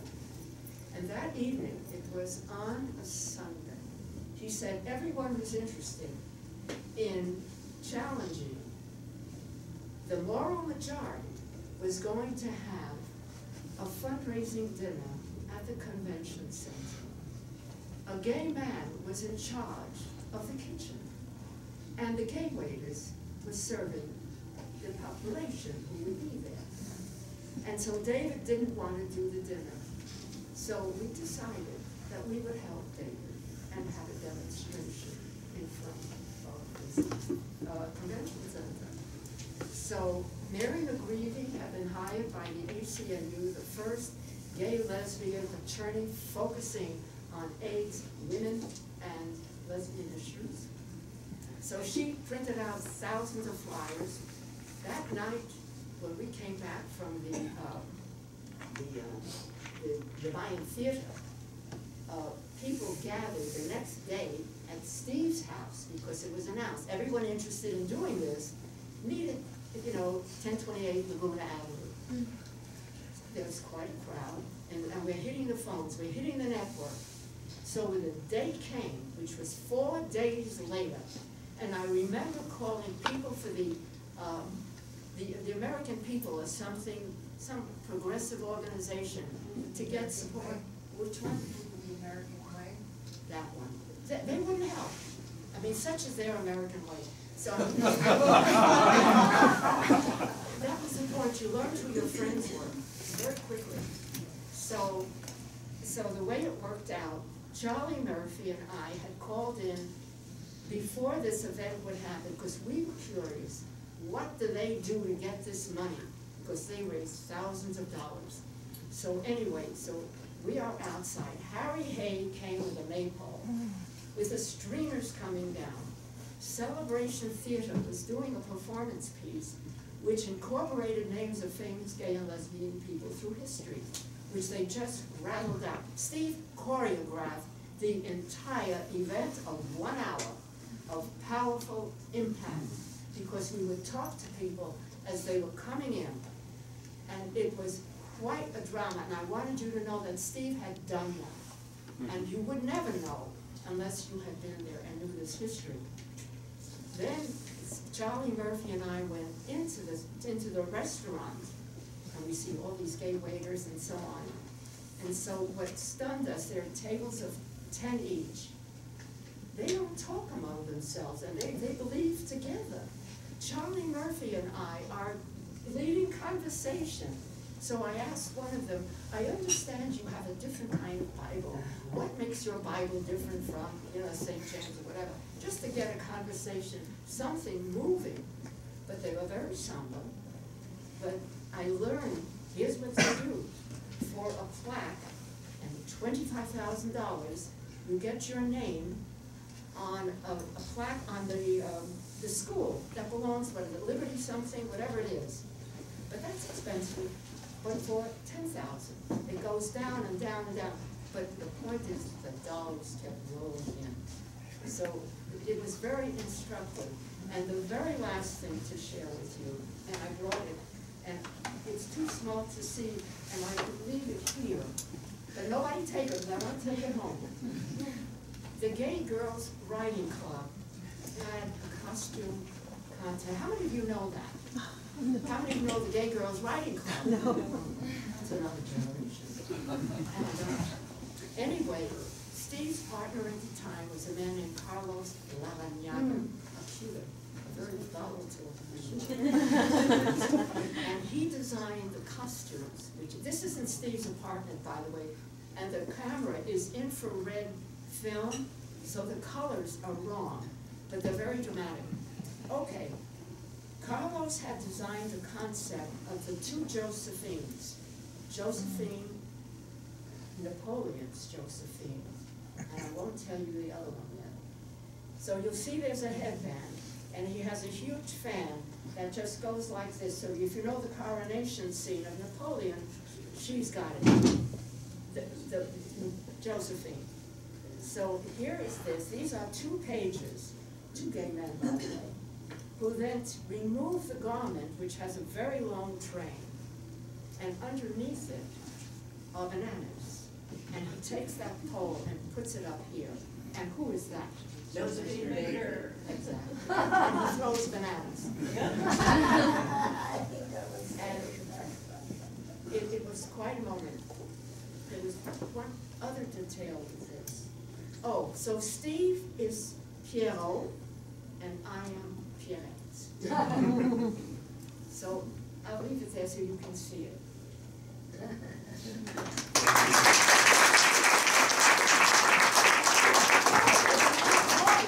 He helped build the community at Laguna Avenue, Laguna Castle, as it was called by Martin Cox.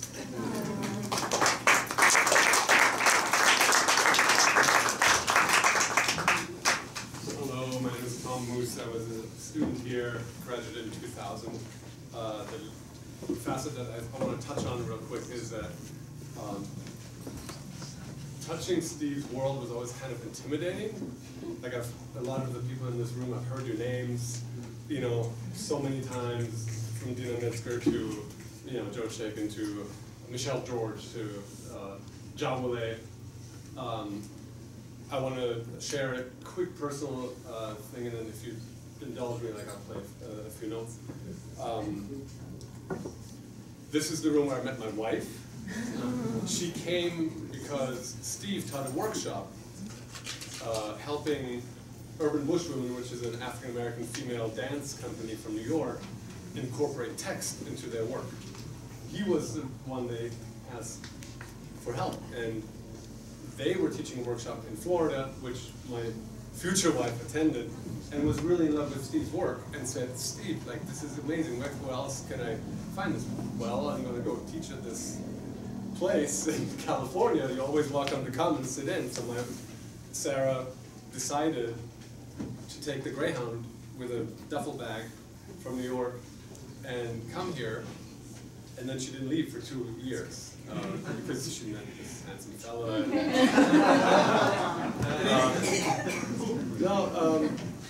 But you know, long story short, without him, I don't meet her. Without meeting her, I don't have an 8-month-old daughter right now, who I had the fortune of bringing to Laguna Castle in June. And we walked in, and Steve was already very much afflicted, and it was kind of hard to understand him sometimes, and sometimes a little better. And I'll never forget they said, oh, you know, we said, here, this is Anya, this is our daughter. Oh, now it's a good day. Now it's a good day. And it's just really good.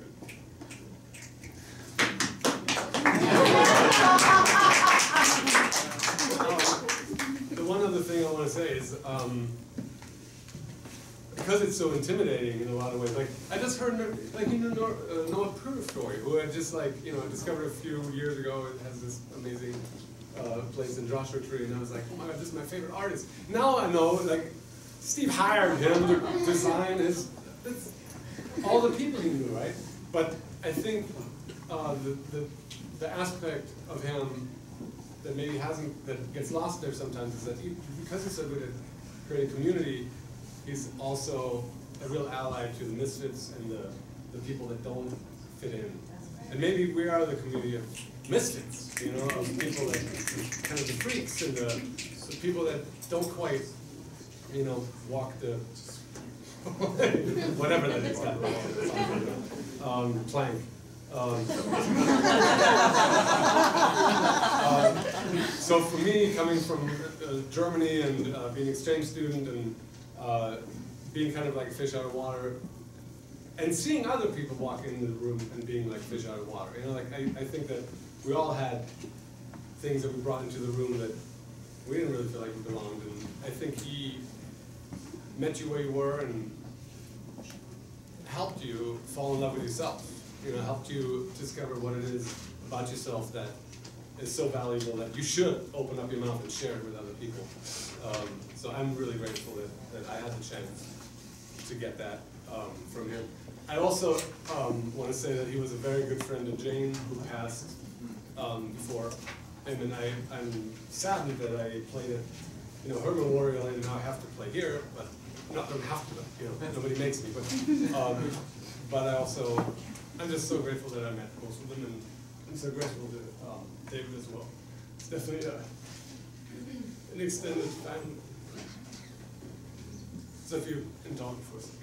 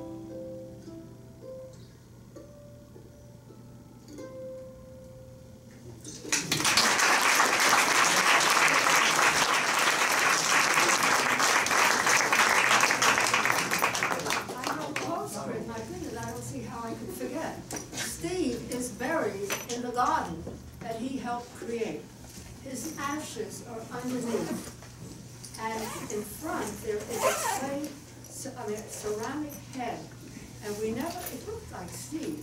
Well, we figured he picked it up somewhere because of the resemblance, but no, it turned out a company theater person. Wiley is here. He's right there. Stand oh, up, I'm so Wiley. glad we found you again. He made that head of Steve. It's Steve in the 70s, and somebody came and bought a plant the day after he died, an actor named Lee Beck, and he went into a nursery to find a plant, and he doesn't know from plants, but this one drew him to it. It turned out, I forget its scientific name, but it doesn't matter. Its street name, its common name, Flaming Queen.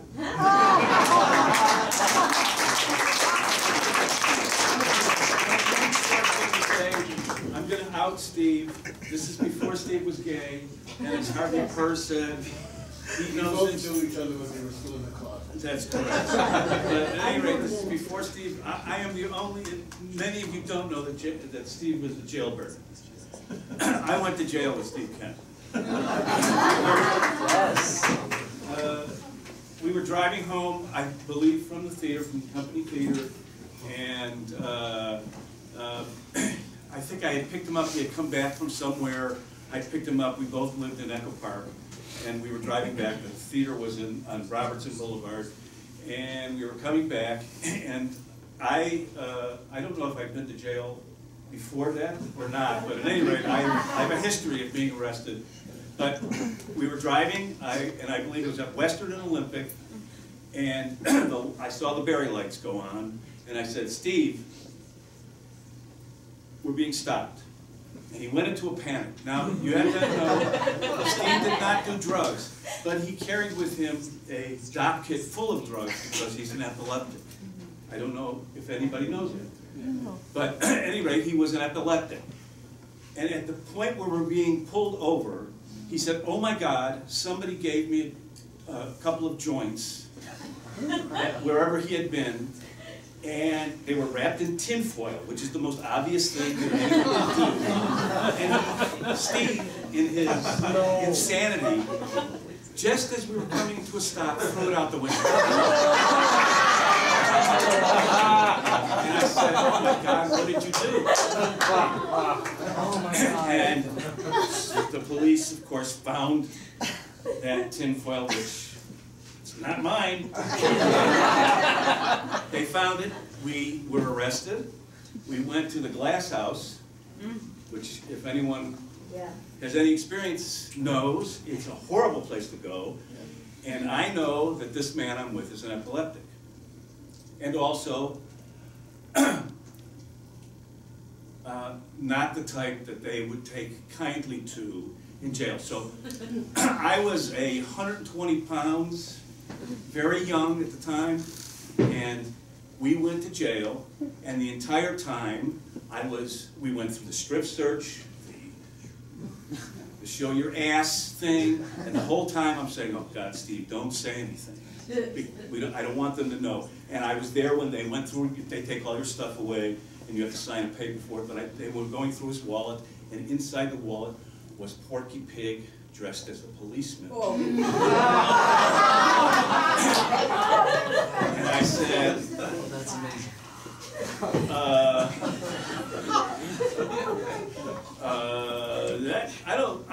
I don't think that's his. And we were booked. We went to jail. We were dorm mates. And I very carefully took Steve and made sure that he said nothing to anyone. And we made it through. So I just wanted to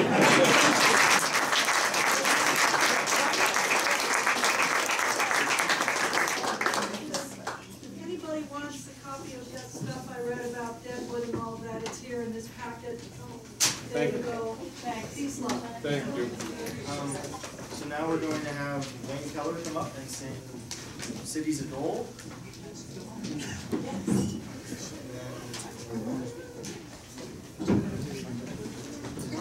Hi everybody, my name is Wayne. I recently graduated this last year from the University of Verne, and I got the opportunity to work with Steve right at the end of his life.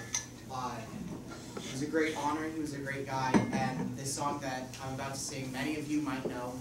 I know he taught it in every beginning acting class that I was a part of, and that I sat in on, and that I helped teach with him.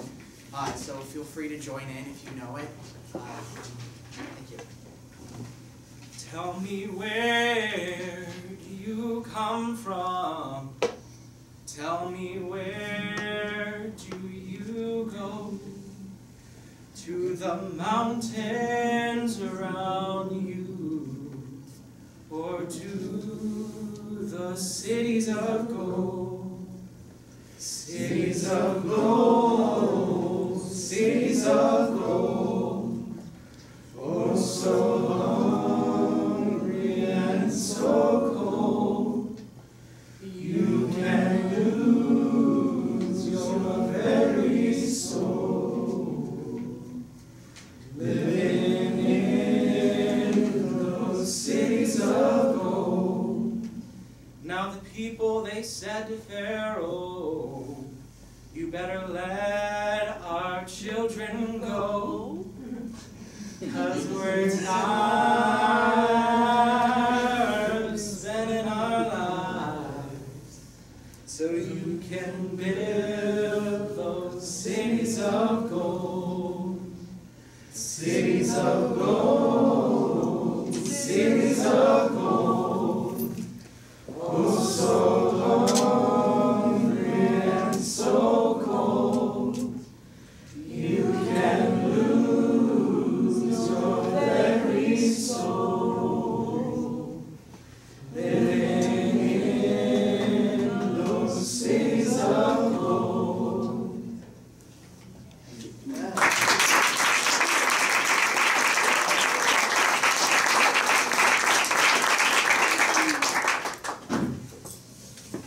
asked to be MC of this event, I was also asked to give some closing remarks. And at first I almost wanted to say no, because it felt unfair to me.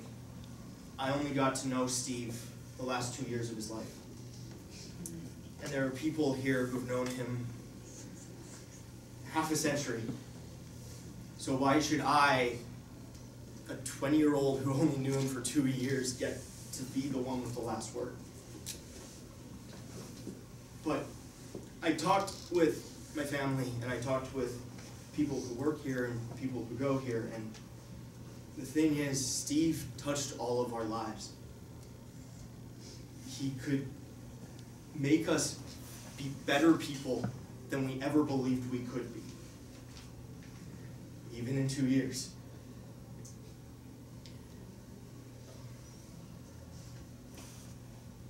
Sorry. I'm always going to miss Steve. I'm going to miss him sitting in his office complaining about how the computer isn't working. I'm going to miss taking his punch card and running across to bars and getting him a coffee, a venti latte, 2 Splenda, no foam. I'm going to miss his hugs. I'm going to miss the way that he could draw a performance out of you that you didn't even know you could give. I'm going to miss the way that he forced you to be honest with everything, in every aspect of your life. I was trying to think of what to say for this, and I kept coming back to what he gave us, what he loved, the text, the art. And I kept thinking about it, and I kept thinking about it, and one line, well, 2 lines, kept coming back up. From Hamlet, Act 1, Scene 2. He was a man. Take him all in all. I shall not look upon his like again. Thank you, Steve. I was better for